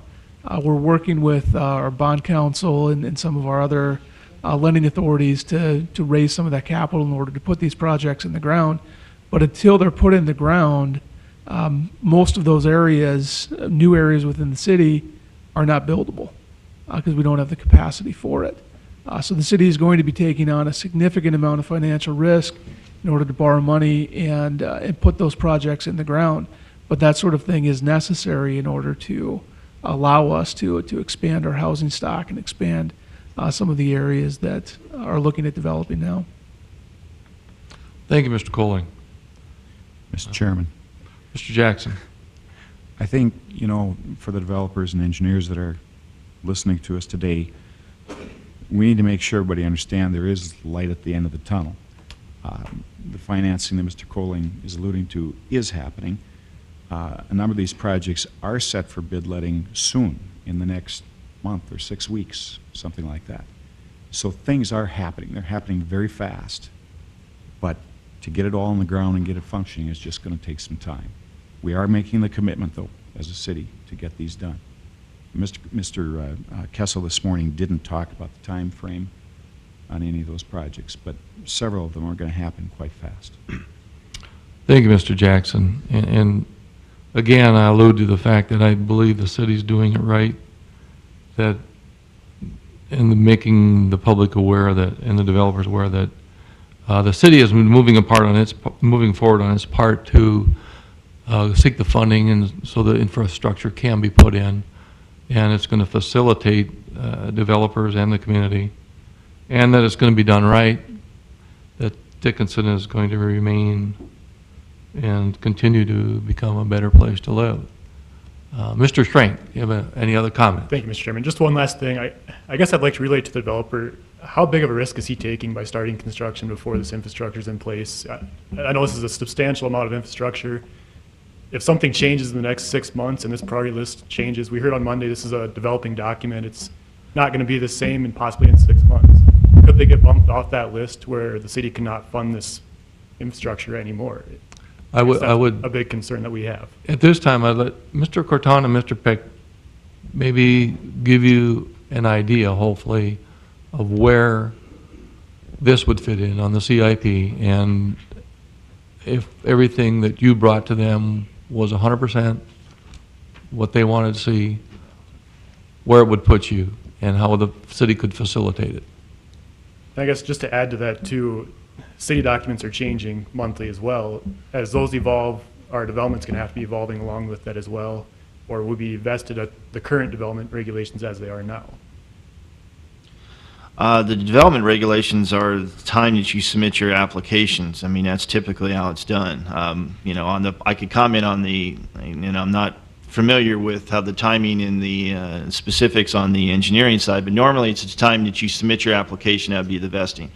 You apply for a building permit, the date that that's considered a complete application or a preliminary plat, then that is you're vested under that time, as long as you move forward and the project is not delayed or removed or withdrawn. And I would presume that that would be the same case for engineering. A lot of the engineering stuff is a policy issue, and that changes as we have the opportunity, as we see a direction to do so.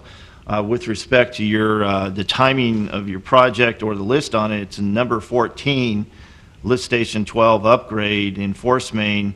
It's number 14 on the list. We have not definitively, at least that's my understanding, I could be corrected by Attorney Colling, figured out and had city officially approve the funding mechanism for that. We're very close to doing it. We're crunching the last numbers, and so I feel that if, you know, we're looking at least projects 20 and above, 1 through 20.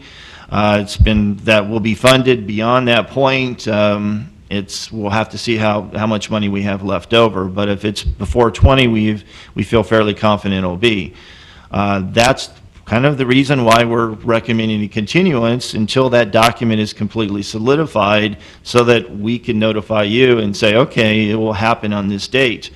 To go back to your first question, can you move forward? Absolutely.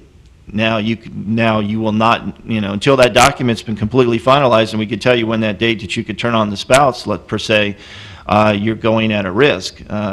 Please do continue to work with your documents to get them approved, just like we had talked about in the prior application, and you get your civils, the stormwater, all that approved, and you can move forward with respect to grading on it at your risk.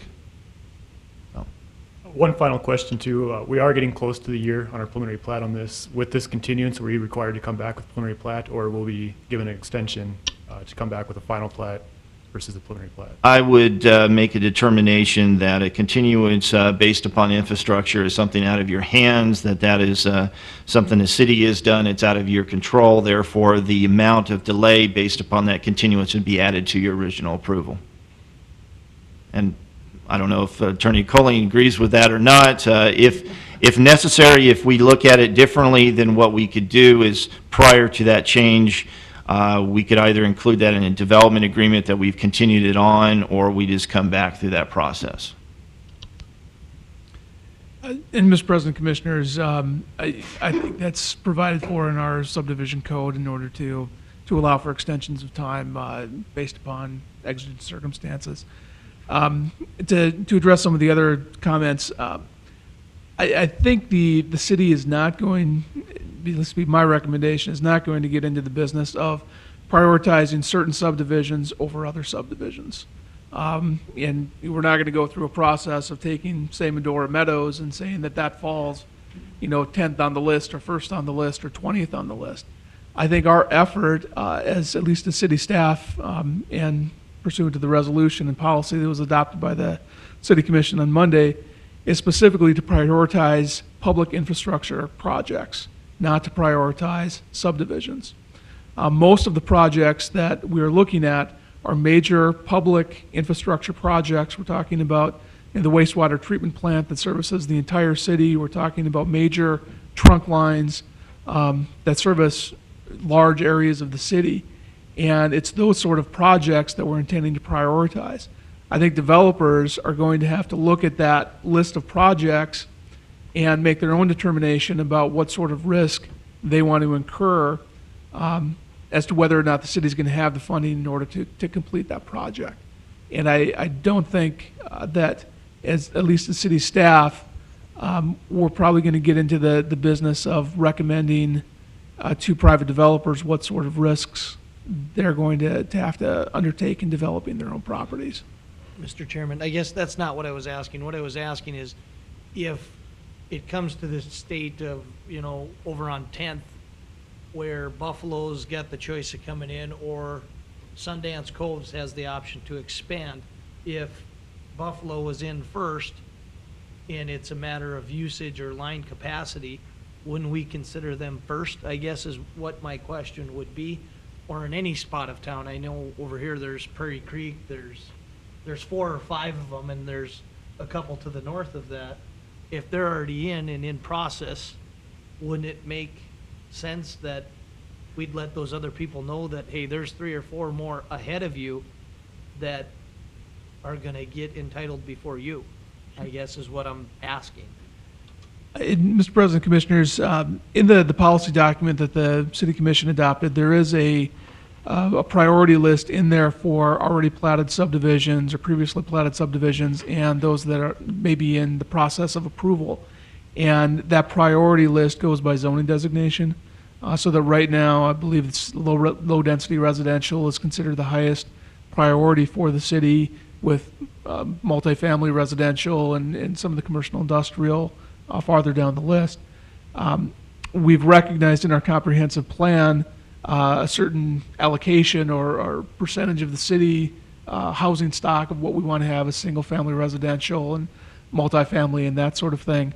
And to a certain extent, the city's efforts on that are going to intend to be consistent with the sort of percentages that are identified in the comprehensive plan. Thank you, Mr. Colling. Mr. Frank, so you realize that you're getting a lot of information and the risk is yours. Absolutely. Okay.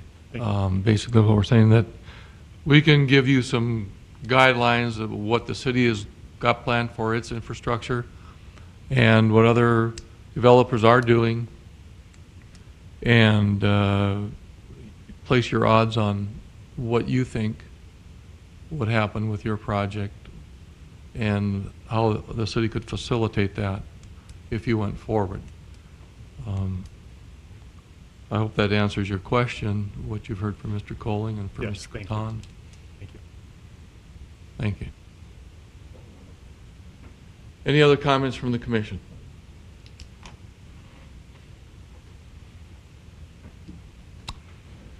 If being none, we'll close the public portion of this hearing, and I'd ask for a motion.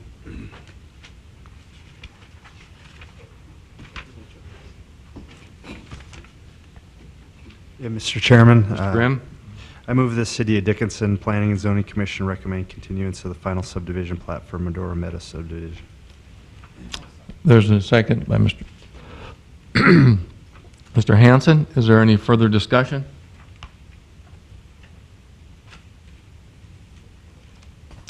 Being none, all those in favor of the motion signify by saying aye. Aye. Aye. Opposed? Motion carried. Mr. Chairman, could we have a 5-minute break? Yes, we could. At this time, we'll have a 5-minute recess.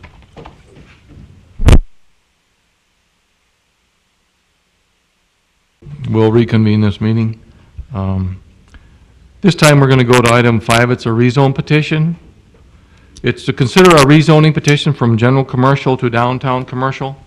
The site is located on lots 7 through 11 of Blocks F of the Dakota Land and Colonization Subdivision with a street address of 312 west of Allard Street. The site is approximately 2.5 acres. And at this time, I'd ask the party presenting, please come forward.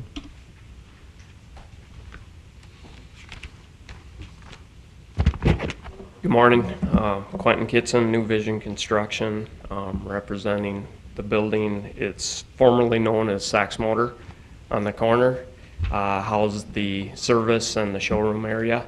And what this rezoning does for this location would allow it to have a multi-use, such as what they're looking at doing is office space and living quarters up above for the owners or possibly the management that works in the offices below.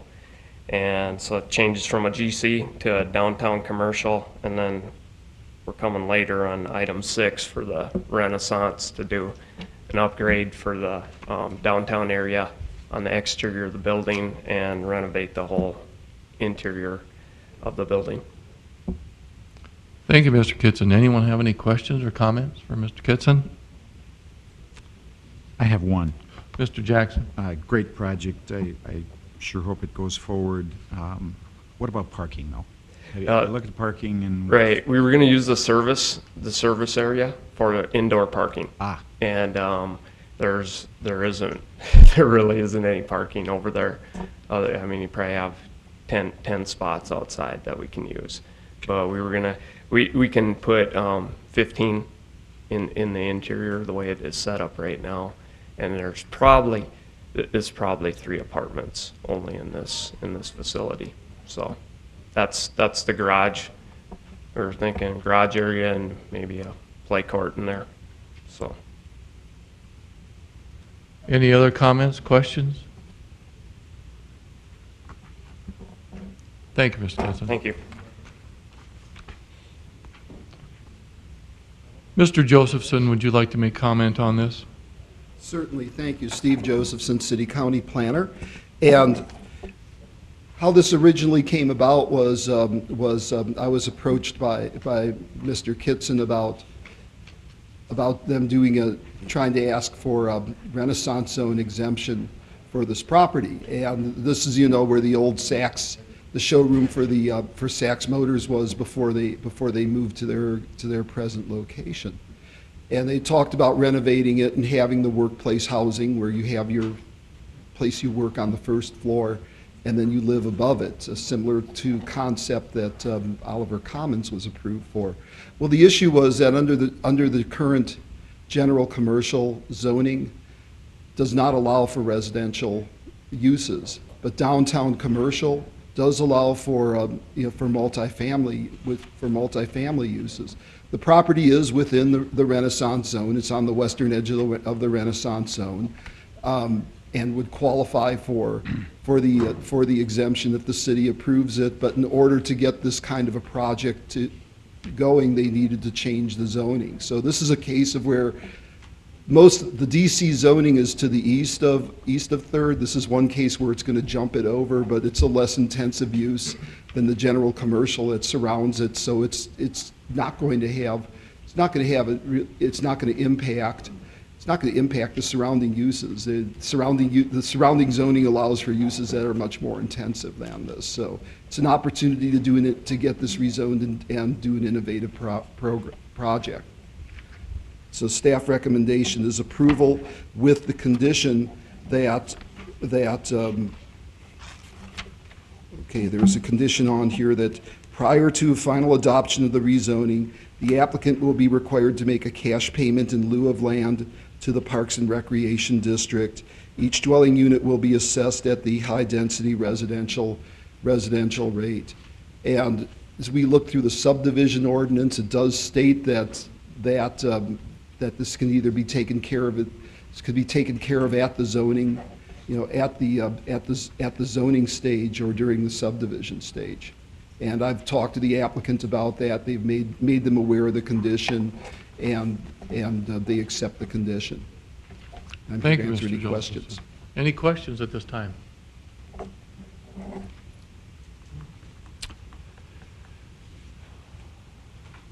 This time I'd ask if there's anyone in the public who would like to make comment on this rezone petition, please feel free to come forward to the podium and voice your opinion. Anyone else from the commission wish to make comment?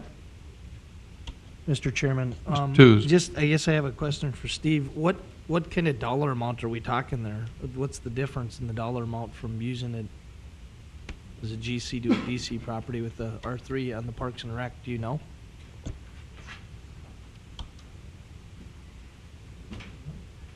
No, I'm sorry. I'm sorry. I don't know that.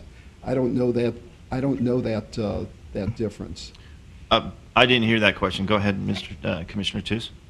I'm just asking, what's the difference in the dollar amount that would go to the Park and Rec from changing this to the R3?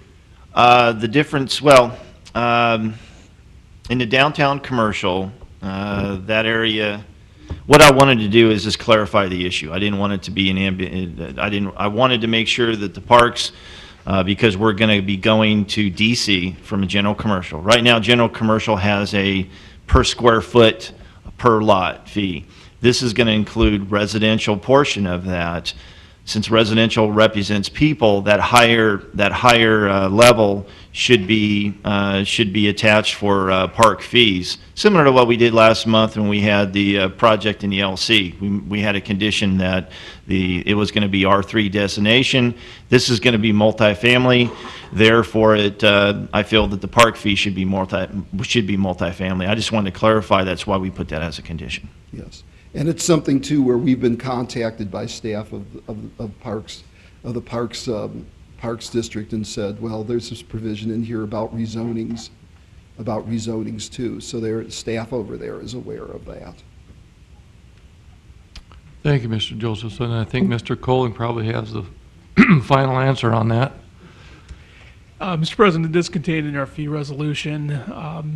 R3 pays a per acre, square foot, or per square foot price for that. The LC and DC designations also pay on a per square foot basis, and I don't recall the numbers on that, but it is contained within our fee resolution. There's not a substantial change between R3 and DC. Thank you. And Mr. Kolash, you're satisfactory with that? I am, and I don't know what that amount is either. Okay. I can only assume it's not a whole lot. Sure.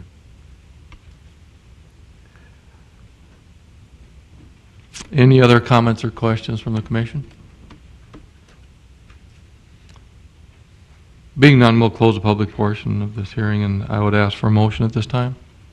Mr. Chairman, Mr. Elkin. I move the City of Dickinson Planning and Zoning Commission recommend approval of the General Investment Corporation rezoning petition to rezone from GC to DC as being compliant with the City of Dickinson's comprehensive plan, as meeting all the requirements of the Dickinson Municipal Code, and also being in the interest of public health, safety, and welfare, with the following condition. Prior to final adoption of the rezoning, the applicant will be required to make a cash payment in lieu of land to the Park and Rec District. Each dwelling will be assessed at a high-density residential R3 rate. There's been a motion. Is there a second? A second. Second by Mr. Tews. Any discussion? Being none, all those in favor of the motion signify by saying aye. Aye. Opposed? Motion carried. Recommend. Thank you very much.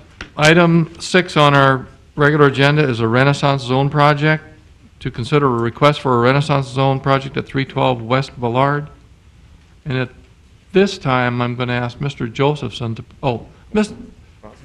Mr. Kitson, please come forward then. If you're ready, we'll take your comments Sorry first. about that, guys. That'll be fine. Same place, Sachs Motor Company, applied for the Renaissance zone application, and to do the same thing, be part of the downtown upgrade and turn the place back into a vital part of the community downtown. So, Thank you, Mr. Kitson. Mr. Josephson. Steve Josephson, City County Planner, and this is a request for a 5-year real estate tax exemption and a 5-year income tax exemption. That's from the state for a commercial rehabilitation project, well, where the Saks Motors showroom used to be. The project will the project will be an update of existing electrical and mechanical systems and will add a sprinkler system. The project will cost approximately $1.115 million, and according to the city assessor, the current true and full value of the property is $422,200. So it meets, this is a case of where the remodeling, the cost of the rehab meets or exceeds 50% of the current true and full value of this. We've looked at the Renaissance Zone plan. It is consistent with the Renaissance Zone plan as well as the intent of the Renaissance Zone. For the City Commission meeting, we will have an estimate from the assessor as to how much the tax exemption, the 5-year exemption will mean in terms of taxes not paid during that 5-year period of time. This meets the staff recommendation is for approval that this meets the intent of the Renaissance Zone plan and the state requirements for the Renaissance Zone, and recommend approval. The one thing I will add is that this will go to City Commission during the second reading of the rezoning. We want to pair them together so that when the previous case that you heard, this would go when the second reading of that case goes to City Commission. And I'm here to answer any questions you may have. Any questions at this time for Mr. Josephson?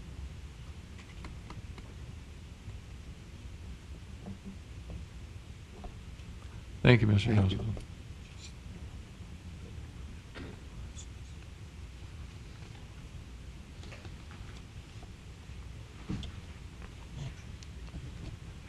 Any further comments from the commission?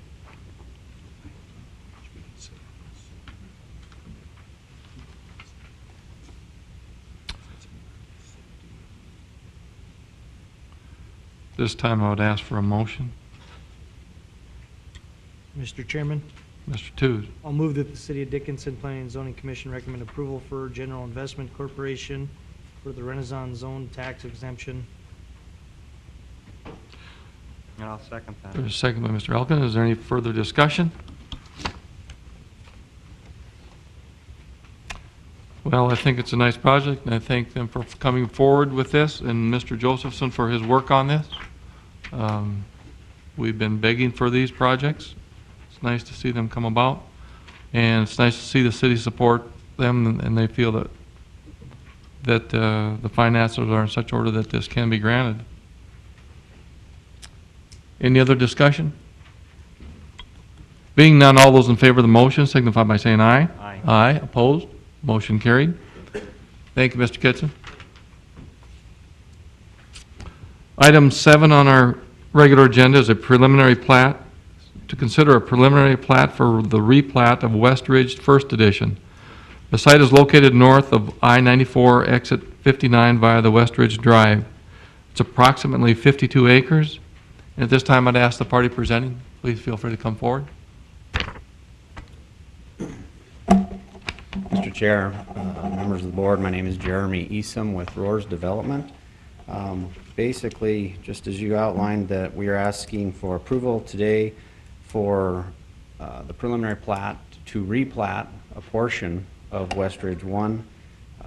As things go with developments of this size, as the lots become available to the public, there's always the chance that someone wants a little different size of lot, and so basically this just shifts lot lines with everything within the first phase. The infrastructure has already been approved for this, and for the final plat has already gone through the process. This is just shifting some lot lines within phase 1. So I'd be happy to answer any questions you might have of me, but there's really not a lot to present. I will amend that, though. The fire chief asked me to make sure to note for public record that the lots depicted as 18 through 22 are intended for 14 dwelling units. His concern was that we weren't putting in high density, making need for two access points. So he wanted us to state that so that he didn't have to walk up here. So basically, make that comment. As far as staff recommendations, conditions of approval, we do not have any concerns with that. With one caveat on number 6, we understand and we don't have a problem with putting the note on the plat that it's uninhabitable for residential building. We would just like clarification that if we do change this to a tract, that it doesn't prohibit us from potentially building storage units or seeking zoning that could be something other than a house. And so as long as that's the case, then we don't have a problem with that condition. Mr. Colling, is that a concern? Mr. President, Commissioners, I don't believe that is a concern. I recall our ordinance in Title 40 restricts any structure within 300 feet of a oil well from residential occupancy or any habitable structure. Storage buildings and non-habitable structures, those that won't be occupied, such as residences or office buildings, would be permitted in there. If I'm misstating that, the fire chief will correct me, but I think we're correct on that. Mr. Chairman, I was the one that proposed that condition. I have no problem with that, as long as the language on the plat specifies that the tract is there, excuse me, to denote that for the purposes that it's not for residential habitation. Accessory units that would be associated with other ones, I have no problems with. That area could be an overflow parking, and the rest that would be consistent with our zoning code. So I have no problem at all, as long as the language is on the plat that it's that it would have to conform with Chapter 40 and wouldn't have any residential habitable structures located on the lot. Does that sound like what you're looking for? Exactly. I think the point of clarification I'd have is, are we still looking at a tract, or can we leave it as that lot then? Normally, probably to be consistent, I would amend that to label it as a lot with the reference on the plat, so that anybody bought it. Tracts, since I have been here, have been noted as undeveloped properties, more or less to be not developed, either open space or retention facilities and the rest, and it would make more sense to leave it as a lot. The key is going to be that language that it's not a developable lot for residential purposes, and I just don't want it to be 5, 10, 20 years down the road, and then somebody inadvertently gets it, buys it, doesn't know that, and then runs into a problem. So that's the reason for it. So I would amend the condition to say it as a lot with that same language. So remove tract to a lot, and when you make your motion, I would be comfortable with that. And we would be as well. Okay, we'll make that change right now on this language. It's agreeable to the developer. You said that basically this replat is just doing some lot lines over. Is there any property that you've looked at here that in the future you're going to come in and look at for a zoning change on? Or is it pretty well set for what you've got this time? With the exception of the tract lot we were just talking about, because that is actually not a residential. And without having the zoning code right in front of me, I don't want to say for sure that we're okay to build storage units on that. That would be the only one. Okay. But we'll just, from there, we don't anticipate anything else. All right. Thank you. Any other questions, comments? Mr. President? Mr. Elkin? This will have to go through the final plat stage. Are they going to run into the same difficulty that the other developers are running into here, as far as? No, the sewer water capacity for the existing phase is, they're in the process of connecting. They do have that for the first phase. The second phase is, I understand that they may be submitting shortly for that, and there's going to be a lot of issues to be resolved, and that issue is undetermined, and we'll have to look at that. As far as I know, I don't believe that we would recommend approval, but I'm just speaking offhanded at this point. We'll have to analyze it and see if there is the sewer water capability for the second phase if they decided to move forward. Thank you, Matt. Thank you. Any other comments or questions? Mr. President? Oh, Mr. Colling. I would request that the commission consider one additional condition of approval for this. We have been negotiations and conversing with Roars Development here on a development agreement for Westbridge First as well as Westbridge Second. We do need to secure that development agreement and get that in place. So I'd recommend that you would add a condition of approval here that prior to final plat submittal, the developer submit a development agreement acceptable to the city and have that approved by the city commission.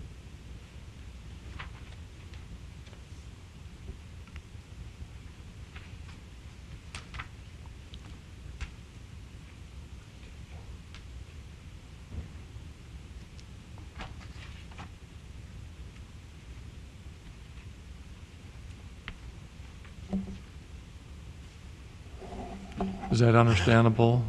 You know, I don't know that I'm prepared to speak on that because I have not been privy to any of the discussions on the development agreement for phase one yet. I had not even heard of one in the works.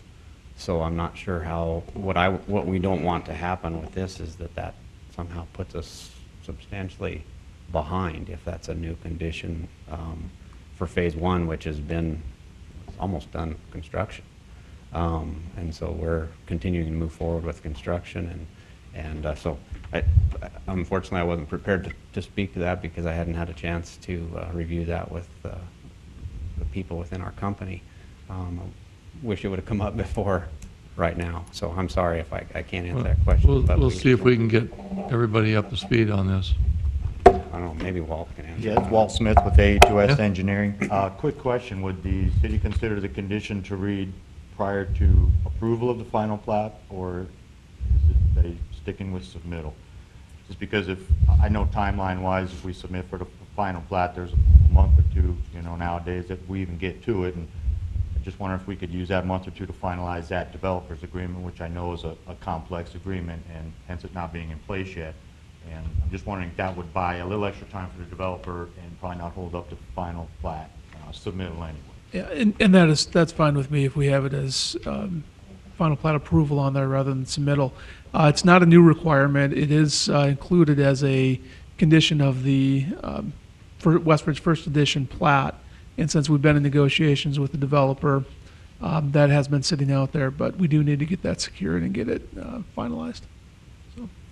That helps me actually too. I did not know that it was even a condition of the first plat, so I thought that was something that's come up on the second plat, but I did not know it was part of the first plat. So Mr. Chairman? Yes, Mr. Tooze. I recall us holding up Myers until that was done. We did hold up Yeah. their development until And that I was done. We wouldn't approve their final plot until that was done. So. And that's been procedure. Mr. Corton, can you address that? That this development agreement, that's been standard procedure on final plat? That Yes, that's submitted. you know, as we've been putting these forward and the rest, we've had it traditionally that final plat approval. So that would allow them to submit and us to work on that condition. This will be a very complex one that will be blending. If I'm understanding Attorney Colling, we're going to do both second and first edition, or maybe we'll just do the first phase, first edition as a separate document. But if we do it as final plat approval, and if he's comfortable with that condition, I'm fine as well. And you'll see the draft form with the final plat if it's not already been approved by City Commission. And Mr. President, the condition for development agreement is in place there for Westbridge Second Edition too. I think with the replat here and the preliminary plat for Westridge, it makes sense to roll both of those into the same document so that we have one that covers both Westridge First and Westridge Second. Thank you, Mr. Coley.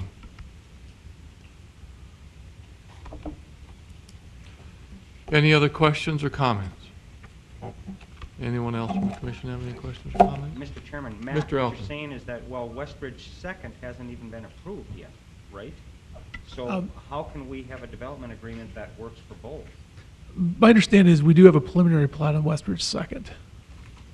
And they are working toward a final plat on that. So this preliminary plat for this Westridge First would go at the same time as Westridge Second. We'd simply roll all of that property into one development agreement. So we may very well be approving this final plat prior to having a development agreement in place? No. Okay. No. Okay. What I needed to know. And they may run concurrently. I understand that, that they are proposing on submitting it. Is that true, Mr. Walt, that you're proposing on submitting that? That will take 2 months to go through the process from the submittal. So are you looking at second Yes, to be Westridge submitted? second and the replat final will go in at the same time and run concurrently. Okay. Absolutely. I just would ask that we consider 2 agreements, just so that if something gets held up on Westridge Second, because of a lot of the discussion we've had this morning, that this one does not get held up, because this is all within the first phase. So if it takes 2 agreements to get that accomplished, I guess that's what we would request, not knowing where everything's going to end up on the second. So. Okay. Well, and I think we'd be open to that. My concern is to have the condition attached at this point, and how we work that out. We'll work with the developer and figure out whether it makes more sense to do it as one agreement or as 2. Okay. In either case, the agreements are going to be substantially similar, so I don't anticipate having a problem there. But in any case, we'll add item 8 as one of the conditions agreement that the development agreement has to be for sure done on this plat right here, this replat. This time I'd ask if there's anyone in the public who'd like to make comment on this preliminary plat. Please feel free to come forward, and we'd be glad to hear your comments. Anyone else from the commission wish to make comment? If being none, I'd ask for a motion.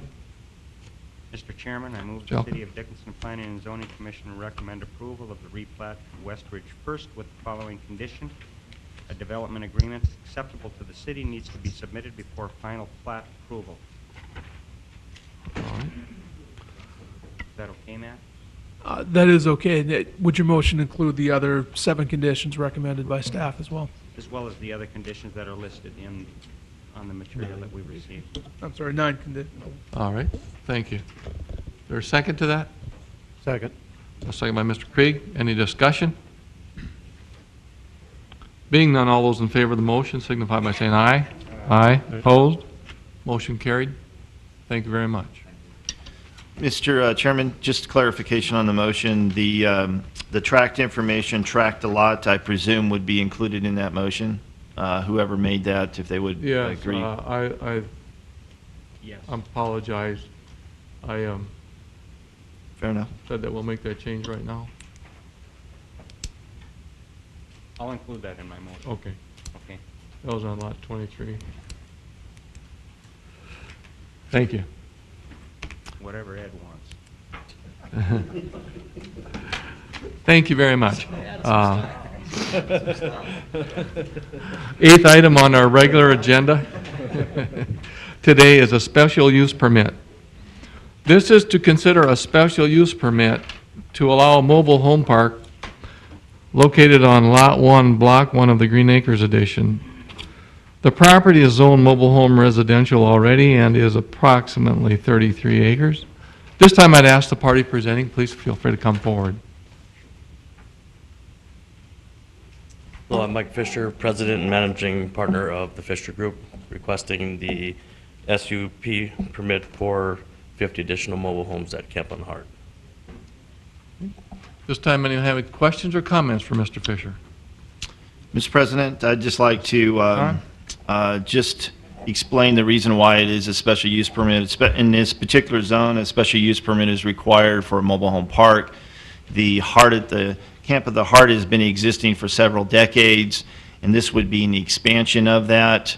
The expansion requires a special use permit, and as I've noted in the staff report, that this would include the existing portion and then also the expanding portion with respect to the conditions. So I just wanted to make sure that you're aware of that issue, that the special use permit, the reason it is required is for the expansion, but since the other portion is old, it was approved many, many years ago without any formal process, that this would blanket the entire development.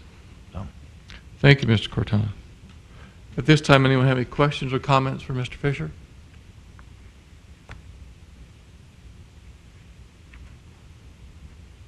And you're aware, you've seen the 11 conditions, Mr. I do, and Fisher? I have a letter from KLJ addressing all 11 of them for Mr. Corton. And then I have, on the tornado shelter, I'm not sure there's a policy that you all have in place, but we looked at Minnesota's, and that's something that we would like to mirror for the home, and it's 4 square feet that meets the requirements of a building per person that's occupied in the park. And we would just do it off of max occupancy that would be there and construct that building for that purpose. Thank you. Any other And questions? Mr. Fisher, with respect to that, we have it as a, when the condition was established, we haven't went through that process yet.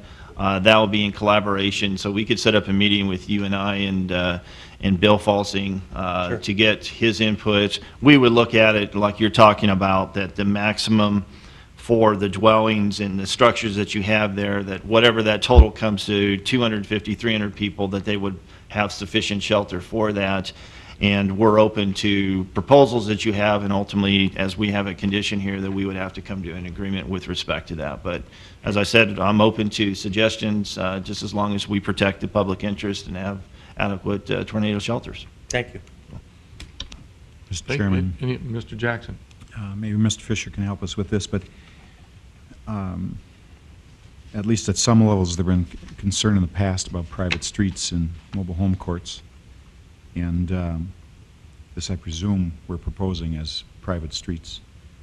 I think one of the ways that we can avoid situations that we have in town with other mobile home developments is to make sure we've got a good street to start with.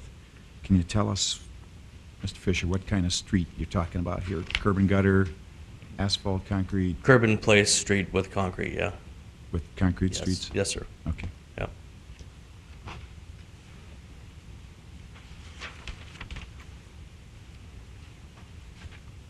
Any other comments or questions for Mr. Fisher?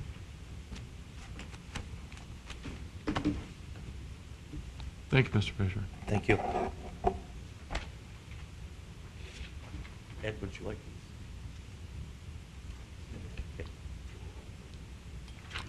This time I'd ask if there's anyone in the public who would like to make comment on this special use permit application, please feel free to come to the podium and we'll listen to your comments. Morning. My name is Bruce Sellinger. I'm an attorney in town, and I represent myself and the other property owners on the east, south, and west side of this development. For 20-some years, that was a campground that basically accommodated travelers, people that basically came back to Dickinson to visit, basically travelers to Medora, travelers to other areas. What then happened is it was sold. All of a sudden, we start having mobile homes basically appear in there. They did an upgrade in the system, which was great. And all of a sudden, I think the biggest issue we have right now is that it has turned into a mini man camp. Okay, my idea of a mobile home park is that they are residents that own their mobile homes, they stay in their mobile homes, and they are single-family dwellings. This now is basically where it is company-owned, and the frustrating part of it is we understand that there might even be city-owned trailers that basically are accommodating people. So that is a big concern for the neighbors around there. If it was run as a mobile home park, if that's the way it is zoned, that would be different, because now these people would come in, they would own their residence, they would accommodate them, they would be single family, and we basically would have some control. Okay. So that's some of the frustration that we have with that. Now, if you're going to extend this thing a little bit, I think you have an access issue. You're going to be on a very busy street. I understand you're putting an overhead on there. There's one access into this thing, which basically should cause some concerns for safety, fire. It's on a hill where you come down the hill. When you drive that every day, it gets to be an issue. People turning into there. If you're talking now 250 more people in there, I think you have a real concern. Right now, there are no streets, gutters. It's basically been put in, and it's asphalt, or not asphalt, it's gravel, scoria, gravel, whatever it is. So these are the concerns of the neighbors from the south, east, and west. And we would basically, I think we want you to slow down and reconsider this, because all of this is happening, and now we're coming back in to basically rezone this or get a special use permit. And so those are our concerns, and with that, I guess we ask you to deny the special use permit, develop it as it is, keep it as it was, and basically we'll be happy. Thank you for your comments. If there's anyone else in the public who'd like to make comment, please feel free to come forward.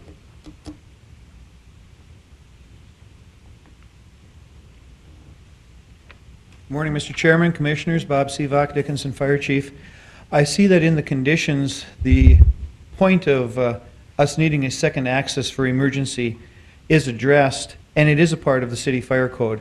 Once they exceed 30 residential dwelling units, and each mobile home is considered a residential dwelling unit, a second point of access, as remote as possible from the first point of access, must be provided by code. Mr. Sellinger does bring up a good point in that the face of this property has changed considerably. There were never 30 mobile homes down there before. That's why a second point of access wasn't pushed. One of the concerns I have, and it may be addressed sufficiently in the conditions, and I apologize if it is, that second means of access will need to be surfaced as all the other roads within the mobile home court are. It's not just a temporary, or in case of emergency, only point of access. It needs to be a second access point to the development. The other thing I'd like to mention for consideration by the developer, during the wet weather conditions, we would not have been able to get a truck in there to fight a fire with the dirt roads that exist today. So I'm not sure how many mobile homes have already been set. And I know there's a considerable amount of campers that are in there, but unfortunately the code deals with the mobile homes, not the RVs. I'd ask that they don't exceed 30, or they in fact consider stopping any more setting of mobile homes until they get the roads finished. And that's all I've got. Thank you. Thank you, Mr. Chief. Mr. Fisher, did you have more comments? Just a couple. As far as the roads, that it is addressed in the letter to Mr. Corton. The roads, spent most of my life actually building roads, and when we took over that park, you couldn't drive from the road to the A-frame that's currently there without falling out of sight. So that we put probably 250,000 ton of gravel, or I'm sorry, 25,000 ton of gravel around the area now. They will be good roads. We will have the roads paved before we put in any mobile homes. Actually, that was a discussion I had with Mr. Sean Soren when he was the city engineer for 2 years for this whole project to get the roads hard surfaced, and they will be good roads. And as far as mini man camp, I don't agree that it's a mini man camp. We follow all the city codes as far as 3 people that are allowed to live in a trailer. There's lots of people that own trailers that are in there. It's just, I guess I don't agree with it, but that's my opinion. Mr. Chairman? Thank you, Mr. Fisher. Mr. Elkin. How difficult would it be to put a second point of access in there? There is a second point of access right now that goes up towards MDU's property. And it wouldn't be anything to put a access that comes back onto State Avenue on the northern street that comes out for a right-hand turn only or anything, but very simple. And that's what I was going to ask, Mr. Chairman, that northeast access, I think, would be desirable from emergency standpoint and everything else. So do you intend to pave that up to the northeast also? Absolutely. Up that hill? Yep. Okay. Because I don't know if we need a second one on State too, but. No, and if we didn't go northeast, you know, we could bring it north onto State, but northeast, but yes, all roads would be paved. And I think that that's the big key on here is, Mr. Chairman and Commissioners, is that, you know, with this project, with the expansion, Mr. Fisher is going to come back and pave all the gravel roads. So now it'll all be paved. There'll be sidewalks added to the areas that are not as part of the existing areas, and then part of the newer construction will have a higher standard, and that will meet the mobile home park regulations. So the entire road network here will be paved, and then we have a condition that the city engineer and the fire chief will work with the developer and determine where that access. If the northeast is a preferable route, then that will be the choice, or a route that to the south of where their existing road is on State, that would be their secondary access. You have some site issues going around there, but the secondary access is for emergency purposes. So traffic can be stopped if there is a fire to alleviate the concerns. We just don't want it to be used on an ongoing basis. It's mainly for emergency services for that. So. Thank you. Thank you, Mr. Fisher. Is there anyone else in the public who'd like to make comment? Please feel free to come to the podium and make your comments. Being none, anyone else from the commission wish to make comment?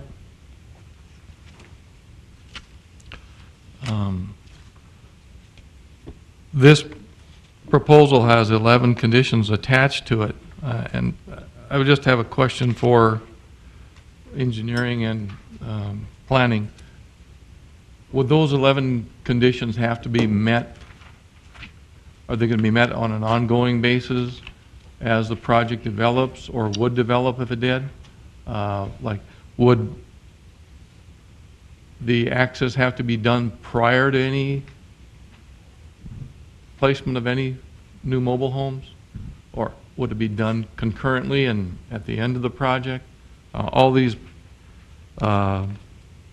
conditions, how would they fit into as it developed? As the conditions read, the first part of it is, what I always try to do is put the first part of it, the timing mechanism that you normally do. The first condition is that the project would stay as they have proposed over a period of time. If they do any changes, any major changes, they would need to come back with that. So the map that you have here, that would correspond to the first condition. The other ones talk about prior to the SUP approval, which is granting them the ability to do that addition, that they have to have the road design approved by the city engineer and the fire chief, that prior to issuance of any building permits, the secondary access road would need to be approved and built to the satisfaction of the city engineer and the fire chief. You know, because he's already commented on it that after 30 units, you need to have that secondary access point. So it doesn't make sense for us to issue any permits for them to be there, to be people to live in until that road has been resolved. And then the other ones talk about prior to building permit issuance, the floodplain issue needs to be resolved. Tornado shelter, obviously, we're trying to correct the past problem. That needs to be resolved before we do that for any new residents. And then the other ones talk about basically prior to issuance or the SUP approval, which is more or less the same. The one condition that would be perpetual would be the site plan that they have submitted as part of this project that did need to be in general conformance with that. So if they decided to put an additional 10 units to the south or something, that's not part of the site plan, they'd have to come back and modify it. Okay, then. Specifically, we're looking at the approximate 33 acres that's going to be special use permitted, and right now that property is permitted for a campground. It's classified as a mobile home park. We don't have a campground designation. They have to get a state permit or a state license every year for a mobile home park, and that allows a certain amount of mobile homes and RVs to be located on site. So how many RVs could they put on this 33 acres if this was not SUP'd? They would, basically what they have now is their limitation to that. I've seen some past materials that I've made a determination that some prior maps that we have, our records are incomplete. I've had to use the best available information, and pretty much what they have now is they're maxed out on their RVs, and that's exactly what they have done over the last 6 months to a year. Is some of the lots that were vested, some of the small spaces were vested in are filled. So what you see there now with respect to the RVs or the campers, that's essentially where they're at now. And does engineering feel we have enough? Are we going to be able to take care of water and sewer for this facility? This particular project does not appear to have the same type of issues as some of our other proposed plats. As I understand it from our consultants, however, as one of the conditions it stated that we need to confirm that a little bit more prior to us issuing construction permits. But I believe that the infrastructure in this area is not subject to the same limitations as the other projects we've talked about today. Thank you, Mr. Peck. Anyone else have any questions or comments at this time?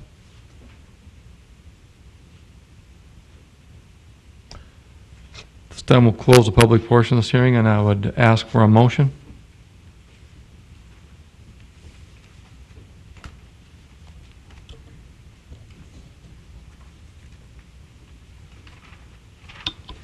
I move that the City of Dickinson Planning and Zoning Commission recommend approval of Camp on the Hart Mobile Home Park as depicted in the attached exhibit and as conditional with the 11 conditions. Thank you. There's been a motion by Mr. Grimm and a second by Mr. Elkin. Any discussion? Being none, all those in favor of the motion signify by saying aye. Aye. Aye. Opposed? Motion carried. Thank you, Mr. Fisher. Anything else anybody would like to bring before the commission this time? Not, I'd ask for a motion to adjourn. So moved. And a motion to adjourn, a second. All those in favor? Aye. Motion carried. Meeting adjourned.